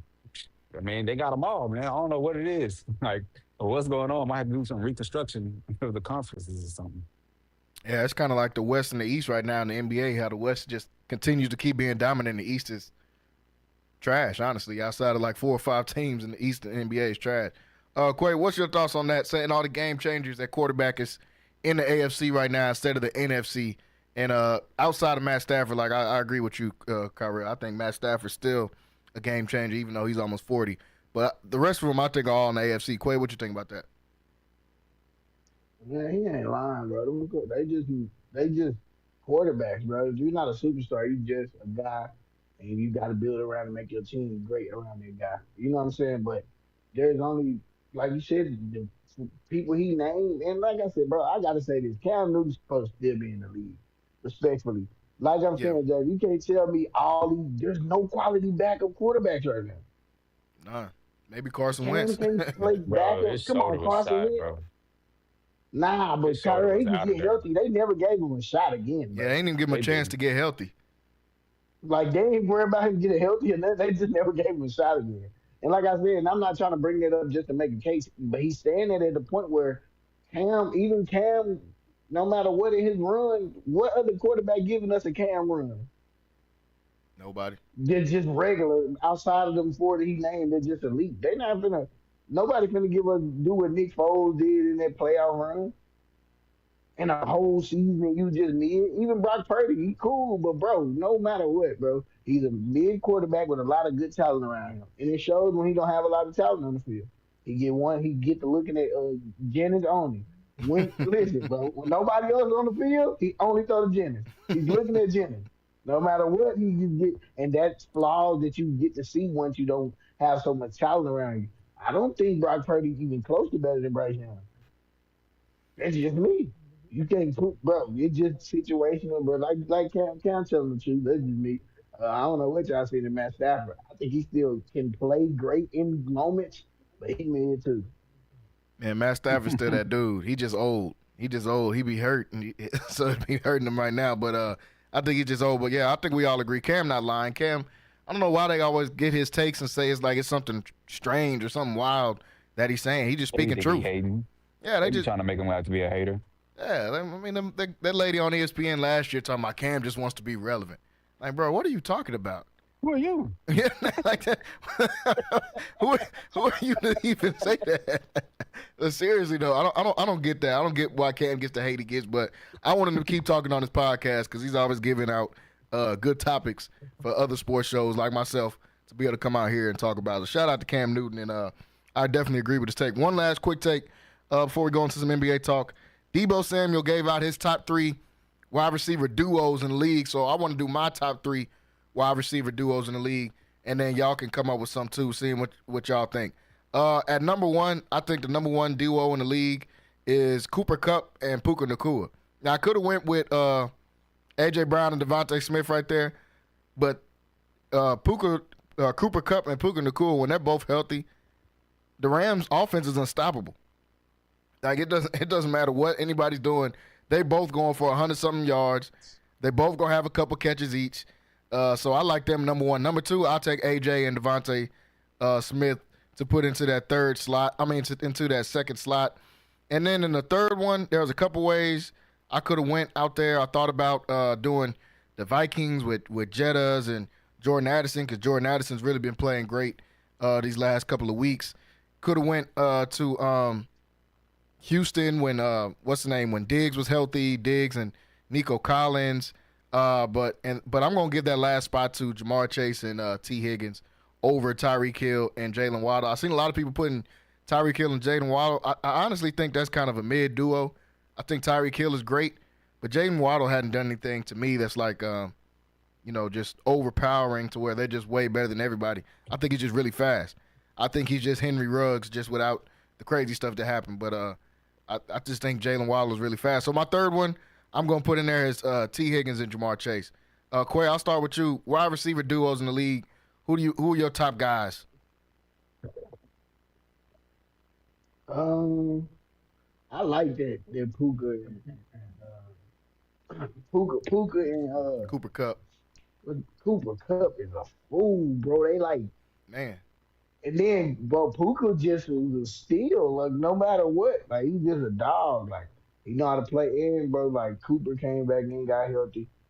And like I said, Matthew Stafford, he get to have them 2 great dudes. You know what I'm saying? But he is cold in moments. I like Devontae and AJ when they healthy. They be sick. Then I like who else? Duos. You got in the Dolphins, you got Hill and Waddle. You got Jamar Chase and T. Higgins. T. Higgins. You got who's the other one I said? You got the Texans with Nico and Diggs. You got Detroit, Amon-Ra, Jameson Williamson. I'll probably take Detroit for sure. I like how they find a way to get them guys the ball, bro. And then Jahmyr Gibbs might be top 5 for sure. I forgot about DK and Jackson Smith and Jigba too. I seen some people throwing them in. I hate Geno, bro. I don't know why I hate Geno, bro. I just hate Geno, bro. He ugly, bro. He just his lips, his hair. I just hate Geno. I can't, bro. Geno probably top 5. I don't know why I always, bro. I hate watching Geno play. Like, that nigga just ugly, bro. I just, no disrespect to Geno. He got his shot. Geno is actually a good football player. But, bro, he just ugly, bro. So I can't even bring DK. Because he went to West Virginia. You holding that against him. He went to West Virginia. Nah, bro. I like him at West Virginia, bro. He just looked like, man, Pookie from New Jack City. Come on, bro. I don't know, bro. But yeah, bro, it's cold. But Jamar Chase is just T. Higgins is cold, but Jamar Chase is so cold that it kind of overshadowed T. Higgins. That's the only reason I put them in there. I ain't even gonna lie. Yeah, but when I'm thinking of the duos, though, I'm thinking both of them still can contribute. You can see they flashes of it, and I know T. Higgins is still great, but Jamar Chase is so much better than him. It just looked like a power. You know what I'm saying? Now I get that. Kyrell, what duos you like in the league? Wide receiver duos, top 3. Oh, and them boys over there at the Vikings too. Yeah, Addison and Jettas. Yeah, I thought about putting them in there too because Addison is nice. Who was Debo's? Debo had Hill and Waddle number 1, AJ Brown and and Devontae Smith number 2. And at 3, I think he had Jettas and Addison. Man, racist. But anyway, man. He said racist. Because Cooper Cup and Puka Nacua is definitely number 1. Yeah, so I'll probably go to Rams. And then 2, A.J. Brown has been like just big play after big play this year. Devontae Smith, I feel like both of them could take over a game. Yeah. One in that 1 and 2 spot. At that 3 spot, bro. Like Jamar Chase, Jettas, they elevate, but like I don't think they number 2 can take over a game. And like then I'll just be giving them credit for having the best receiver. You know, I don't feel like that's a great duo, but yeah, like they got the 2 top receivers. Gosh, man, you can put anybody in that 3rd spot. I guess I see why y'all put Jamar there because it's like, okay, who are you gonna put? DJ Moore and Keenan Allen? Like that's solid. You know, that would be nasty. You know, but I mean, but still though, like just all talent though. Like I feel like Chris Godwin you can go to him in the game. Yeah, I feel like you can go to Mike Chris Evans in the Chris game. just hurt, but I probably would have picked them though. For sure. Yeah, but they stay injured. You know, I feel like Darnell Mooney and Drake London. All right, go ahead, stop, bro. Stop it, bro. Come on, man. I feel like they done turned into something. Come on, man. This dude said Darnell Mooney. Ain't nobody named Darnell. A top 2 receiver duo in the league. But nah, man, Nico and Nico and Stephon, like, and you can give anybody that 3rd spot, and I'm probably not gonna argue with you. But if you just want to give it to the 2 best receivers, I would go Jettas and Addison over Higgins just because, I'm not super duper high on Higgins, even though I do think he's a solid number 2. I can't rely on him. You know, he's a jump ball merchant. He's a jump ball merchant. He need to run a route. I'm not counting. Like it's ball on the 20. It's 2 minutes to go. Can you throw to him 5 times in a row? No. Who you gonna throw? You know what I'm saying? Like I think he gonna run the wrong route, do something stupid. You know what I'm saying? Like that. Like step out of bounds and not establish himself or something like that. You know? So I'm cool, man. Can we do top 2? Yeah, let's talk top 2, man. Leave everybody else out. Yeah, top 2 would have been better because 3rd we all just kind of put somebody random. I ain't have a 3rd one to put into there. Even Debo kind of put a random one in there. I'm surprised he didn't put him and Brandon Ayuk, but I don't think they like each other, so that's why he didn't do that. But so that was the quick text that we had. I want to talk a little bit of NBA before we go into our Week 16 matchups in the NFL. Obviously, we talked about it a little bit yesterday. The Bucks won the NBA Cup, second ever NBA Cup. Milwaukee comes out with a win. I picked Milwaukee to win that game before the Thunder just because with Chet gone, I thought they weren't going to have anybody to guard Giannis in there, and that was kind of true. They tried to wall up and guard him, but their shooters are making shots. If their shooters are making shots, the Bucks can beat anybody in the league, honestly, because nobody wants to play Giannis. I seen somebody tweet that, and they were talking about it on ESPN. Everybody wants to be physical, and as a physical team, they're physical defense until Giannis come to town, and then nobody want to be physical anymore. So Giannis is a bull in the china shop. That's how he plays, and his passing game has gotten a lot better. Bucks win the NBA Cup. Kyrie, I'll start with you. What was your thoughts about the Bucks winning the NBA Cup, and then what are your thoughts about the Bucks this season? Because they kind of turned it around. They started out, I think, like 2-10, but now they've won 13 of the last 16 games, 5th place in the West, and Giannis playing like the best player in the league. Bro, Gilbert Arenas has been like talking bad about Doc Rivers. He hates the Bucks for like years. He hates Doc Rivers, bro. Like it's bad. But funny enough, man, Doc Rivers came out and made the most weirdest statement ever. He's like, "Yeah, I'm finna start actually coaching." And then they actually started winning games. Like that's the weirdest thing I've ever seen. What you been doing for a year? Yeah, like what do you mean you finna start actually coaching? And then why are you winning games? When you decide you're gonna actually start coaching, I don't know what that is. Oh, looks like we lost Kyrie's mic for a second, but yeah, I don't know what that is and why he decided he want to just start coaching all of a sudden. You had a job for a whole year now. Last year you were losing pretty much the majority of the times you got the job. I don't understand why you decided now you're going to start coming out and coaching, but Bucks playing great basketball, coming out and winning. Quay, I'll let you try to defend your team a little bit, and the Bucks beat the Thunder in the NBA Cup. What was your thoughts about that game, and then just the Bucks in general? I'm happy for Giannis. I'm glad his brother, Mr. Clapp, is off the team. Uh, but apparently he get more TV time off the team. Yeah, they going to him like every shot. I don't get that.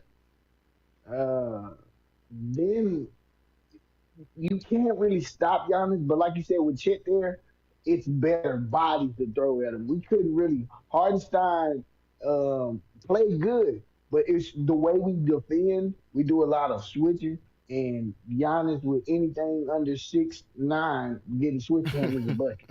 Yeah. To be honest, anything really going for he be carrying. Oh my God, Jay.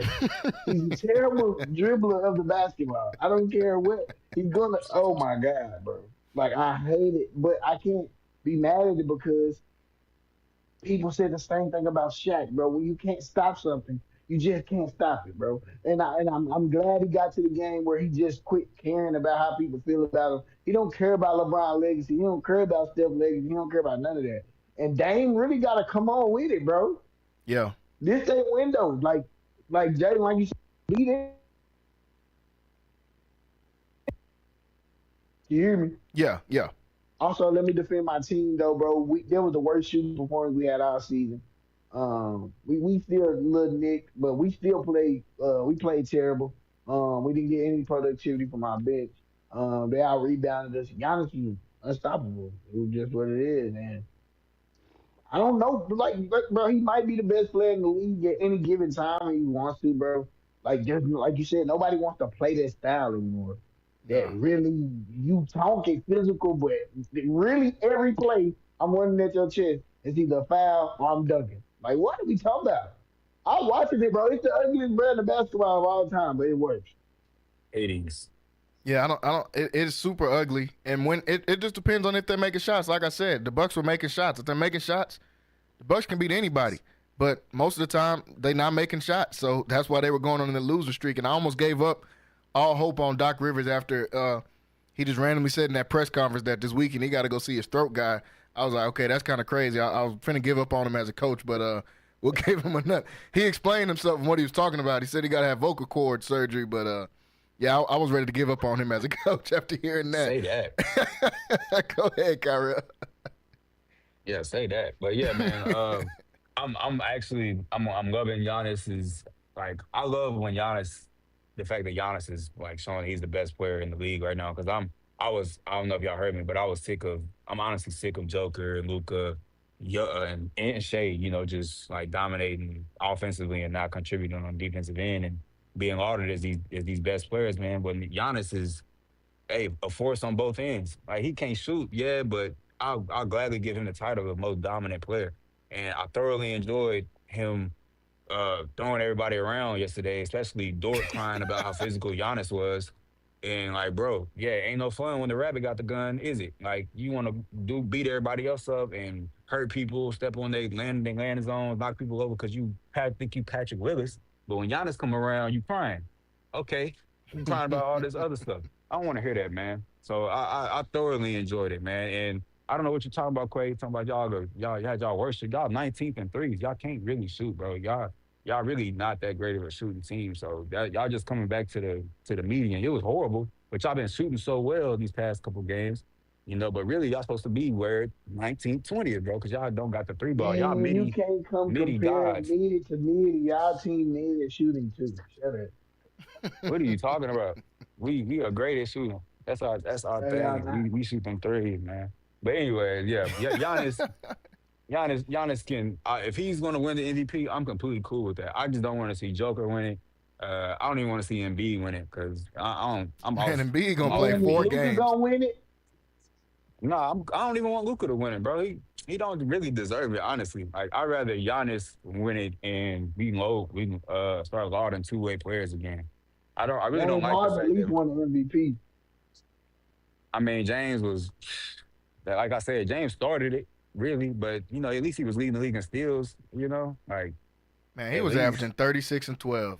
He had to win. Yeah, you can't really argue with that, bro. I don't care what you score, what you not defending. I'm talking about Joker. Like, man, Joker's the league, bro, but I don't respect that finals run. That's the worst finals team to play anybody since the Sixers, bro. It's worse than the Sixers, man, when AI took them.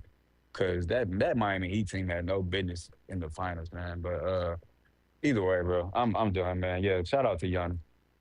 Yeah, I like Giannis's game. I think he's stepping up and reclaiming his spot as the best player in the league. And right now, he's got the Bucks winning, despite Doc Rivers and how I feel about Doc Rivers. Because I don't hate him as much as Gilbert Arenas does, but I am not a Doc Rivers fan whatsoever. I think he's underachieved with every single great team that he's had, and he's had a lot of them. I really don't know what coaches have more good teams.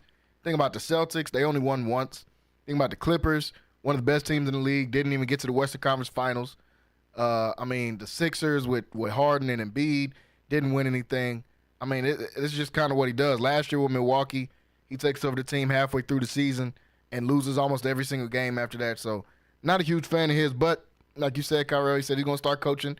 I don't even know what that means, but hopefully they start playing better out there. We're about a little bit away from halfway through the season in NBA, about a quarter through the season, a little over 25 games through. What are some of y'all's favorite players to watch right now in the league? I feel like we're getting a lot of good basketball. One of mine just got hurt. I was really liking watching Franz Wagner, however you say his name, for the Magic. He ended up getting hurt. But obviously, I've enjoyed watching Giannis this year because, he's just dominating. He's leading the league in points again. I think he was second in the points last year, second or third in points last year. He's top 5 in rebounds. He's top 8 in blocks this year. So Giannis is playing great. And Greg said this last week when we were on the show, Kyrell, Trae Young has really been playing great. They got rid of DeJounte Murray and decided, hey, we're just going to give you the ball again to see how it works. He's been playing great. Jalen Johnson is one of the emerging young hoopers in the league. He's been playing good for the Hawks. And so those are the two guys I've really liked watching this year. And Cade Cunningham. The Pistons aren't actually the worst team in the league anymore. I thought they were going to be the worst team in the league again. They're actually not the worst team. They're playing halfway decent, and Cade Cunningham's really been playing some good ball. Quay, what are some dudes you've liked watching so far this year in the NBA? I like, man, when LaMelo took to play basketball, bro, he make the NBA look like 2K. He averaging 30. I like what Shea doing, even though it's starting to be ugly basketball again. But it's fine, it's cool. I like all the young Thunder players, bro. We gotta just really give a hand clap for it. Them developing players, bro. Like, they really developing players, and like, let me try to see who else. I like watching Wemby play. He fake though, bro. He's 7'7". Y'all know. Yeah, he look like he looked like a 2K player for real. He's like, too tall. Bro, did he gain any weight this summer? Like, I don't think so. I don't know if he gained stay any healthy weight. though. He play games, so I can't really be mad at him. But yeah, it just really, the league is kind of, LeBron is down weird. I hate watching the Lakers play right now. So I don't even watch it no more. I'm not watching that. So they make a trade. Like I said, I'm not watching the Lakers anymore, bro. I'm getting sick of this. Y'all got to go make a trade. I don't know what's going on with Rob Pelinka and why he feel like he's too good to make a trade. They went through this last year and they just didn't make any trades. Bro, went through the offseason, didn't get anybody. Why is D'Lo on the team? Send him to Toronto. Like, I don't get it. I don't see y'all. I don't like it, bro, because y'all wasting LeBron's last year. They could actually be playing decent. They got Anthony Davis averaging almost 30. But instead, you want to just keep putting Cam Reddish at the 2 and watch him go 0 for 9 from 3. Like, I don't get it. Why won't y'all make a trade? D'Angelo Russell's terrible. Trade him to somebody that'll go out there and decide they want to pick him up. I don't know who, but there's plenty of dumb teams in the league. Find one and trade him for somebody that can play defense and shoot some threes. I mean, he's going to go somewhere else and go off. That's cool. They're going to lose every game, too, just like they was in Brooklyn when he was going off. They was 44 and 40. I need Lonzo to get traded to Charlotte. Yeah, I would like to see that, too. I would like to see the ball, brother. Yeah, I want to see that. I think that'll be great. Jello ain't never making it to the league, so they can get that up. But with Jello, they're dead. But we get to them two play together. Lonzo, they got a podcast together. Lonzo just told him he need to go play overseas and quit trying to worry about being in the NBA. So I'm glad that he's being a good big brother and keeping it real with his brother. Bro, you have no chance of getting to the league. You're touching 30, and you haven't played in the league yet. No money. None. He just got a bunch of shades, and that's it, and a bunch of tattoos That's it. That's all he got. Kyrie, what's a couple players you like watching play in the NBA right now? Yeah, y'all said the same ones I was gonna say outside of one, but Cade, well, LaMelo for one. Even though I'm just impressed that that's actually working, man. 'Cause I did not think it was gonna work. Two, Steven or Stephon Castle. Like I hear the announcer say it differently every day. Oh, on the so I don't know Spurs, what it is. Yeah. I'm actually interested in his development, man. I think he's gonna end up being a really good player. I like the way he played basketball, man, and I like the way he played defense. And then Cade, bro, like I didn't watch Cade too much in high school, but or college. Did he go to college? Yeah, he went to Oklahoma State. Yeah, Oklahoma State, yeah. See, I didn't really watch him before he got to the league. Bro, he's not really great at anything. but he's good at like everything. You know what I'm saying? Like, that baffles me. Like, he's not a great shooter. He's not a great finisher. He's not a great passer. He's not a great ball handler, but he's good at all those things. He's like good enough at all those things to where he can hurt you. And I like that, man. I like that he's like I can see that he has a lot to improve on, and that's actually kind of scary. Because if he gets great at any of those things, then it's like he gonna really like start to cause problems in the league. And he's already thriving, but man, I got this cat, man. But anyway, yeah, Cade Cunningham, Stephon Castle, Stephon Castle, and LaMelo, man. I'm like, how is LaMelo doing that? Like, it's just like Chino Hill. Just like Chino Hills. It makes me like rethink basketball. You know what I'm saying? Like like are we supposed to follow the rules? Like, can't we just do whatever as long as the ball going in? And like Greg said last week when he was on the show, he's been playing the same since he was 12, and it's been working since he was 12. He was on the state championship team in California at a high ranking at 13 years old, starting at point for a state championship team, and was averaging 20-something. Like, so he's been cold. He's been nice, still nice right now in the league. So a lot of good young hoopers. Like you said, Cade really playing great, man. He's third in the league in assists. Like, he's really good. He's averaging 23.5 and 9 assists a game. So Cade's been playing great. He's just unfortunately stuck on the Pistons right now. But with Tim Hardaway Jr. Yeah, like what, certain guys, how does Tim Hardaway still in the league? I ain't hating on him. I ain't knocking him. He's still earning his money out there. But certain dudes, like, bro, how are you still in the league right now? I forgot Tim Hardaway. How your dad, Tim Hardaway, you can't dribble? Yeah, he didn't work on that. He just worked on shooting. Yeah, your pop's one of the best ball handlers of all time, and you can't even dribble. All you can do is shoot random threes and sometimes make them. So that was the NBA segment. Those are some of the guys we like watching right now in the NBA. Folks, we got to take a very short break. When we come back, we're going to break down these games in Week 16 in the NFL. Stay tuned and stay locked in right here on Centex Primetime. We'll be right back after this break. Hey guys, it's Rocky and Keisha, and at Prosperity Tax Service, we're all about convenience. We get it. Life is busy. Your time is valuable. That's why we've streamlined the entire process to be as hassle-free as possible. No more sifting through piles of paperwork or spending hours at an office. With Prosperity Tax Service, you can handle your taxes from the comfort of your own home. Your financial data is in safe hands with us through our secure and user-friendly customer portal at prosperitytax.com. It's your one-stop shop for all things tax-related. Log in anytime, from anywhere, whether it's from your couch or on the go. We are experienced tax professionals, well-versed in handling a variety of tax situations. Receive genuine assistance and competitive pricing from real tax professionals who've seen it all. We're marking 2 decades as a community-based enterprise here in Waco, Texas. So call us at 254-235-5662 or log on to www.prosperitytax.com. Thanks, guys. Lighthouse Streaming, a full-scale media agency and your go-to source for all things audio and video. Is your church long overdue for audio and video upgrades? Call Lighthouse Streaming for a free consultation. Does your corporate or church event need audio or video production? Don't stress. Call the guys at Lighthouse Streaming.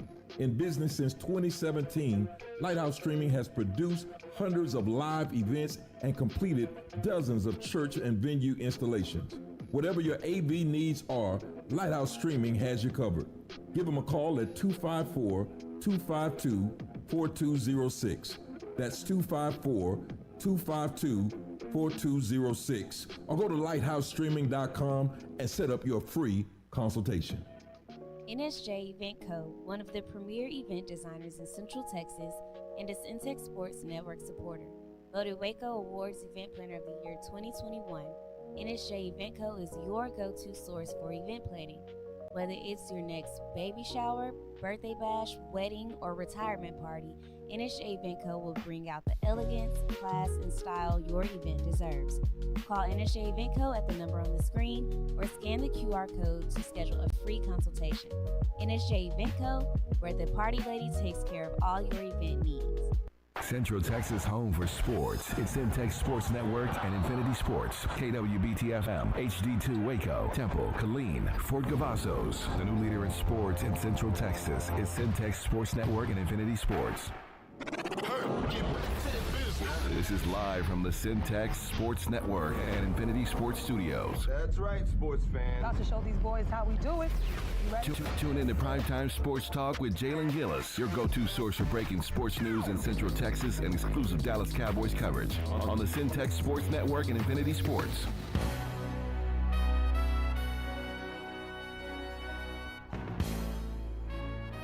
What's going on, everybody? Welcome back into Centex Prime Time here in the home stretch, final stretch of the show, final 20 minutes. Want to thank everybody for tuning in with me today here on the show, not only today, but all week long as we debuted this week on Centex Magic 94.5. Want to thank all you guys that's been tuning in with us. As always, go over to YouTube if you want to be able to watch this content weekdays 5 to 7 p.m. Hit that subscribe button on YouTube at Centex Sports TV on YouTube. Or you can download the app on your mobile device, Centex Sports One, so you can listen on Infinity Sports Radio, Central Texas, weekdays 5 to 7 p.m. right here on Centex Magic 94.5 as well. Well, folks, just got done wrapping up talking some NBA and doing a couple quick takes here. Still got Kyrell and Quay joined on here with me today as we wrap up here last show of the week. Remember, 11 o'clock tomorrow, La Vega in the state championship game. You can listen to that right here on Centex Magic 94.5. Well, we are in week 16 of the NFL, and with Thursday night football tonight, I want to start with that game and get these guys' opinion on that. Denver Broncos taking on the Los Angeles Chargers. Chargers a 3-point favorite in this game. As we get Chargers a 3-point favorite in this game, playing at home against the Denver Broncos. Broncos on a 4-game winning streak. I said it earlier, I like the Broncos +3 on this one. They've just been playing better football, honestly, than the Chargers have. Even though the Chargers have Justin Herbert, they've been a little bit dinged up and a little bit just devoid of talent. Sean Payton's been doing a great job of coaching this young Denver team. The young quarterback, Bo Nix, I got on him earlier in the year for playing terrible, so I got to give him credit. Now that he's been playing great these last few weeks towards the end of the season. Led by the defense, they got the best corner in the game, with Pat Surtain at corner. They got a really opportunistic defense. They get after the ball. They got a good front seven as well. So I like Denver in this game. Kyrell, who you like in this one? Broncos versus Chargers. Chargers a 3-point favorite at home. Yeah, I don't think. So last week was kind of concerning for me for the Chargers because the Buccaneers game, they couldn't stop a cold, So yeah, I'm very confused on how they're going to look against Bo Nix, even though he's starting to manage the game a little bit better and they're winning games, 4-game win streak, like you said. I just don't see that continuing this week. I think the Chargers still have playoff, to win it. I think they're still planning to win a game in the playoffs. Mm-hmm. That's their goal. So I think they're going to bounce back this week, actually. And I think they'll win this game, but I do think the Broncos cover. So I think it's going to be a tight, like one-point game, 1 or 2-point game. Very tight game, but I think the Chargers are going to win. Okay, so you like Chargers on that one. Quay, what's your opinion? Chargers and Broncos tonight coming on in about 45 minutes.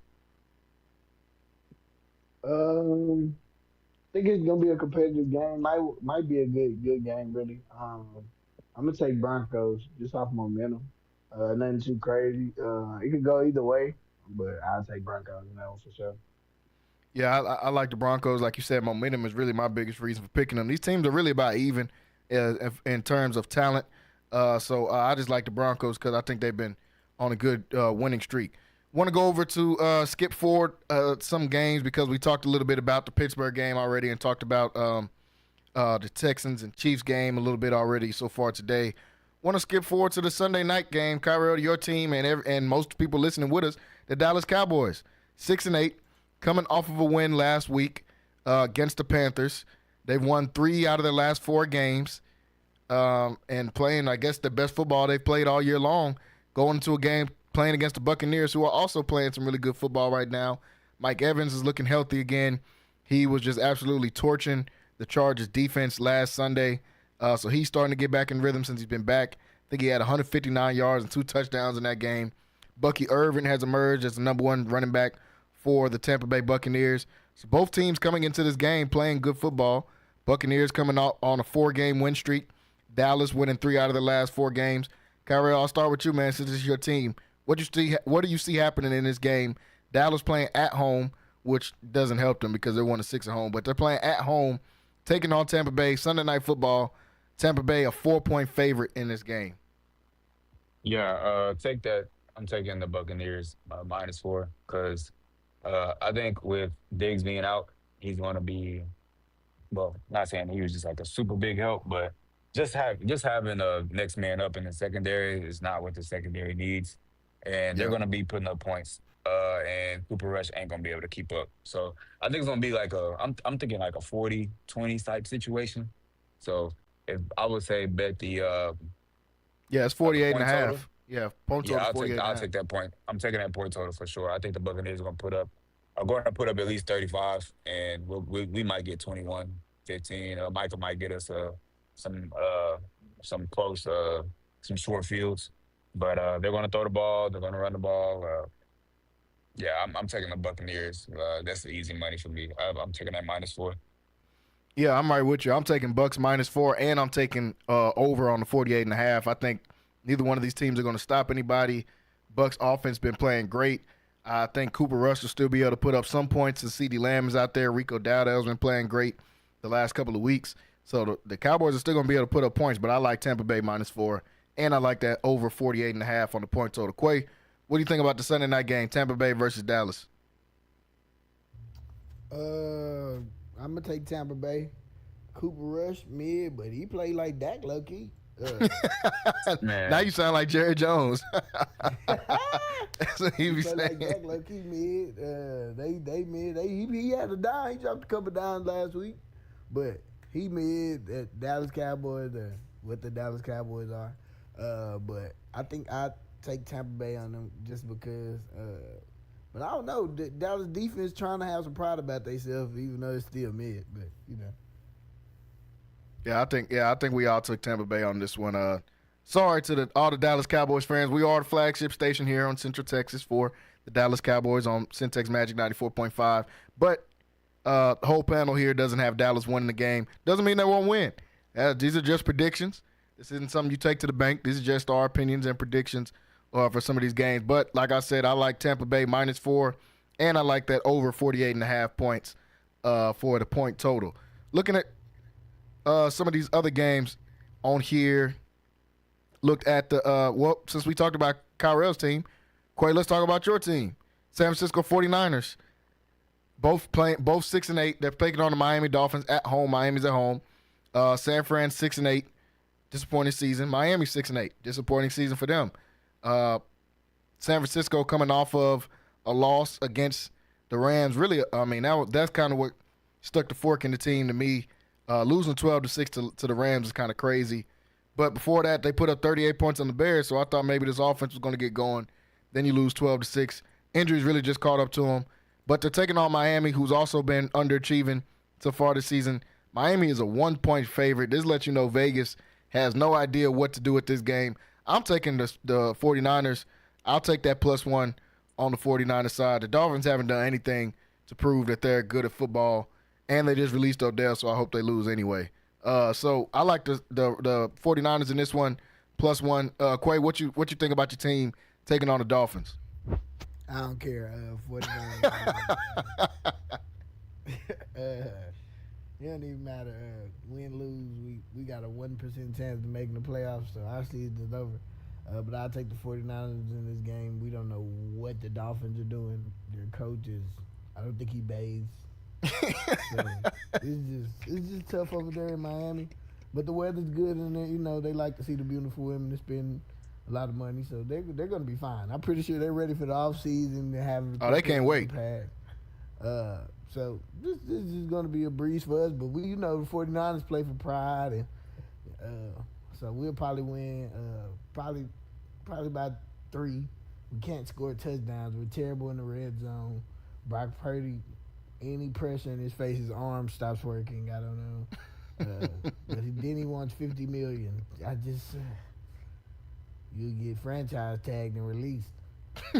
That's what's finna happen. I ain't gonna lie.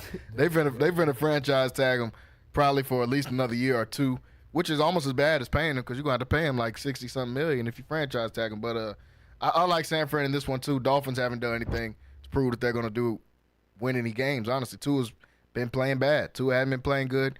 Tyreek Hill just got locked up by Derek Stingley, and Derek Stingley is a top 3 corner in the league. But I mean, you got locked up like bad the entire game. So Dolphins haven't been playing great. Kyra, who you like in this one? 49ers and Dolphins. Yeah, give me the Niners, man. I feel like it's going to be an ugly game. And I feel like the Niners are going to be able to win the game in other ways, special teams, something funky, something ugly. They'll probably get a strip sack on Tua or something score some points. Yeah, man, I don't like this game at all. I wouldn't bet on it if to save my life, man. So yeah, -1 is crazy. I don't know what to expect. Brock Purdy versus Tua. I guess if you wanted to pick Miami, it's just you can just go off the fact that they're at home. That'd probably be your little saving grace, I guess. But nah, I'm thinking Kyle Shanahan is gonna have himself a game and manage the game very well. Manage Brock Purdy. Miami's defense ain't nothing, so I feel like they'll have their way. They'll probably throw 1,000 screen passes or something, and keep Brock from pushing the ball down the field. And yeah, they'll win the game. I'm not sure the points, but I'll take the. Yeah, I'm not sure on the points, man. Don't do nothing with this game. Just watch it. This is a stay away from game. I have no idea where that one's going to. I just like 49ers a little bit better, but this wouldn't be the game that I would put in my parlay because this is one that'll mess your entire parlay up. You'll put together a good stack for the whole lineup, and then this will be the game to mess you up. So I will stay away from that game. Let's go to the premier games happening this Saturday. Houston Texans taking on the Kansas City Chiefs on a short week, playing on Saturday. Both of these teams are going to be playing on Christmas Day too, on Wednesday. So 2 games in less than 7 days. A lot of games being played, but Texans taking on the Chiefs. We all know Patrick Mahomes' injury, high ankle sprain. They're saying right now he's a full participant in practice, that he's probably going to play in this game, which is cool with me. I didn't want him to play. I wanted Carson Wentz to play, but you want to test out that ankle on us? That's cool. We got Danielle Hunter, second in the league in sacks with 11. We got Will Anderson, who probably would have been first in the league in sacks if he didn't get hurt. He's back in the lineup playing great. D'Amico Autry out there playing great. So I mean, hey, I like the Texans in this game. They got Kansas City 3.5. Now that's not a shocker that I would pick my team to win this, the Texans to win. But I like them plus 3.5 in this game. I think our defense has just been playing really great so far. We still got Al Shahir suspended for turning Trevor Lawrence into a noodle, but our defense still been playing great since then, and our DBs are playing like the best DB room. Honestly, our DB's been playing like one of the best DB rooms in the league so far this year. So I like Houston in this game because Patrick Mahomes is going to be limited with that ankle. Kyrie, who you like in this one? Texans, Kansas City on Saturday.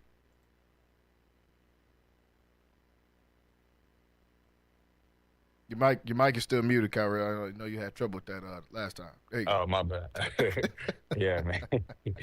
I'll tell you what right now. I really want to pick the Texans, but I'm telling you, if 15 walk out there, all bets off. All right, I'm not betting against them because he got everybody on his side.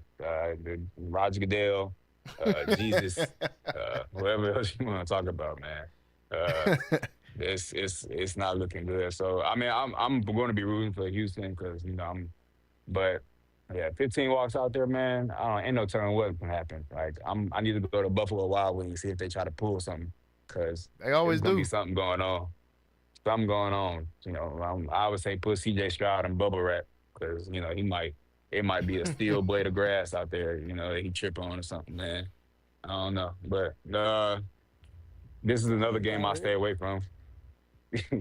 I'm staying away from this one too. I mean, this could be the game they get exposed, honestly, but I don't see it. I guess you can say that was Buffalo, but no, I don't see it. I think this is gonna be a tight one, or a tough game, and it's gonna be a game. So I'm staying away from it. No bets for me. I don't even want to touch the point total. Nothing. I'm not touching that. It could be 13-7, or it can be 40-33. I don't know. Leave it alone. Yeah, I don't mess with any point totals in a game that Kansas City is playing in because you don't know what's going to happen. Like you said, some Buffalo Wild Wings type stuff going to happen. They're going to block a punt. The ref is going to call pass interference 10 times in a row. Something crazy. They got everybody on their side, and I am scared if Patrick Mahomes does decide to play in this game. I just think our D-line is playing good right now, and their O-line is playing terrible, even though our O-line is playing terrible. But we got the better D-line, so that's why I picked Houston in this one. Quay, who you got? Texans and Chiefs on Saturday. First of all, Kyrie, bro, I ain't never told you, but you sound like Keith Lee. Nah, I'm gonna take. I don't know, bro. I'm really tired of Patrick Mahomes, bro. I'm glad he a little injured. I think I don't know. Not trying to wish nothing. I'm just tired of seeing him, bro. Like the NFL gonna make sure we see him. He done been on every type of commercial, bro. He generic. I'm tired, bro. I'm tired of them pushing. Okay, bro. He's good. He's great. He's from Texas. Cool. But bro, let somebody else go ahead and win. But I can't be mad at him for winning. But bro, like I'm tired of seeing him, bro. I don't want to see him in the. In my team, we getting the worst thing. So I'm tired. I'm tired of Patrick Mahomes. I'm ready for somebody to come. Hopefully C.J. Stroud come. They beat him, and man, I don't know. I just don't want to see him win again. Hopefully they don't win again. I'm banking on them not winning again. But Andy Reid is a dog, and he's the dog too. And I'm ready for them to age out. And Andy Reid, he's steady getting bigger, but nothing's happening. Hey, speaking of age, him and what's that dude's name to be on FS1, man? But with Sean McCoy, the dude that went to Texas, Emmanuel Acho. Yeah, Emmanuel Acho, Patrick Mahomes and Emmanuel Acho are both too old for that faux hawk haircut that they got. They need to get like a flat fade. That's facts. Like why y'all 30, almost 30? One got every little kid that looks like him wearing it, and the other one just. No, I haven't seen no little kids wearing that besides Rayola.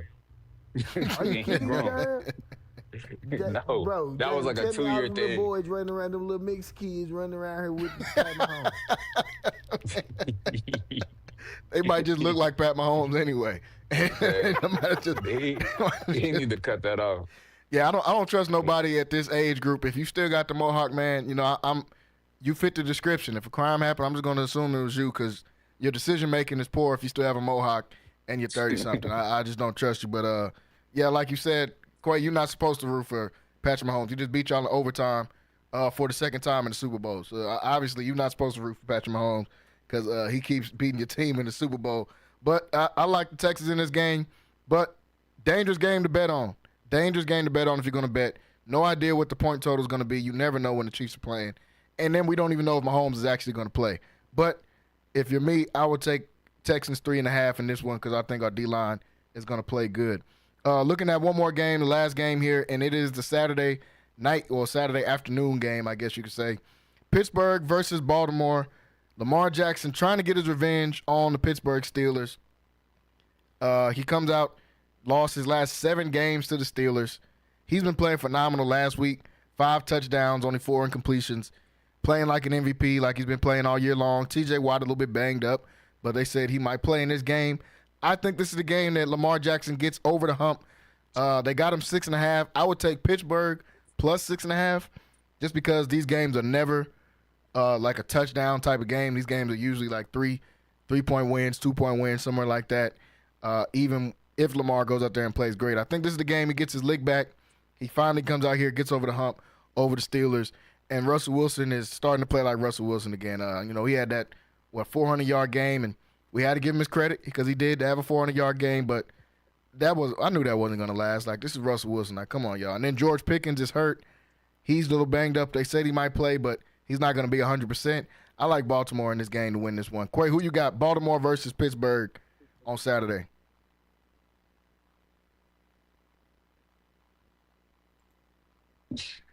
I think his mic's still mute. Kyra, go ahead. Baltimore versus Pittsburgh. Who you got? Oh, Pittsburgh, man. Pittsburgh. There's gonna be some funky stuff. Justin Tucker gonna miss all his kicks, and somehow they're gonna win. Somehow Pittsburgh gonna win. I don't know what they've been doing to Lamar or the Ravens when they come to Pittsburgh, but hey, I don't think this is gonna be the week that it turns around. Can we talk about Lamar for a second? Like, I understand people like Josh Allen is doing it all with no weapons and everything, but bro got Lamar just having a crazy season. Like, I get it, and he won the head-to-head matchup. I don't want to shut this MVP conversation off yet. No. Dude won the head-to-head matchup, and his stats are way better. I'm not really worried about them rushing touchdowns. I know they touchdowns are kind of even when you include Josh Allen's rushing touchdowns. He still got more. Yeah, he still got more. And he won the head-to-head matchup convincingly. So I think that matters, man. And in the NFL, like, when it's so hard to win games, I don't think a 2-game difference or a 3-game difference is really that much. I feel like we got to open this conversation up on ESPN. They keep Josh Allen this, Josh Allen that, Josh Allen. I heard him on there earlier today. That's all they want to talk about is Josh Allen. Lamar's right there, and I said right there. We talked about this earlier in the week. I said I think Josh Allen is in the lead right now, but Lamar can easily take it back, especially with a game like this, playing against a Pittsburgh team that if he comes out here and dominates, what they going to say then? What excuse are you going to have to say if Lamar comes out here and dominates against one of the better defenses in the league? 34 touchdowns, 3 picks, and the highest QBR in NFL history is pretty crazy. He's having a historic season. Completing almost 70% of his passes while doing all this, too. He's going to throw for 4,000 yards. He's going to pass Michael Vick in all-time rushing yards as well. He's about to rush for close to 1,000 yards to throw for 4,000 to go along with it is insane. So I'm right with you. I mean, Lamar got to be right there in the MVP talk still. Yeah, and we got a chance at history now. Yeah, with him being a three-time MVP, if he gets a chance to go out there and does that 3-time MVP, then he's already in a room when he's already gonna have a gold jacket. So let's just say that Lamar's got a gold jacket already. If he can come out there, get a 3rd MVP to go along with it, only thing he's got left to prove is winning that Super Bowl and winning that big game. So I'm excited to see what Lamar's gonna be able to do. That game is on Saturday at 3:30. They gave us a couple Saturday games. He's gonna be playing against the Texans on Christmas Day. I hope he has a bad game that game, but every other game I hope he does good, just not on Christmas Day. Folks, I want to thank everybody for tuning in with us here today. Out of time here today on the show. Once again, La Vega football tomorrow at 11 a.m. Can't wait to be able to watch this game.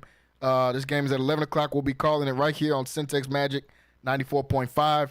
You can tune in and listen. If you don't make that trip up to Jerry World, no problem. You can listen right here on 94.5 Centex Magic. Once again, I want to thank everybody for tuning in with me this entire week. We'll be back on Monday. Have plenty to talk about. First round of the college football playoffs is this weekend. High school state championship games are this weekend. NFL Week 16 is this weekend, and it's Christmas on Wednesday, so we always got something to talk about. Once again, thank everybody for tuning in with me today. Happy holidays to everybody out there. Have a great evening and a safe drive if you're going up to Arlington tomorrow to watch La Vega in the state game. We'll see you guys then. Good night. Central Texas home for sports. It's Centex Sports Network and Infinity Sports. Catch all your in-depth sports analysis with the best. The hottest sports show in the evening is Centex Primetime, hosted by Jalen Gillis. Act like y'all. Weekdays 5 to 7. This is the Central Texas #1 leader in sports. Centex Sports Network. That's right, sports fans. We can talk about sports. And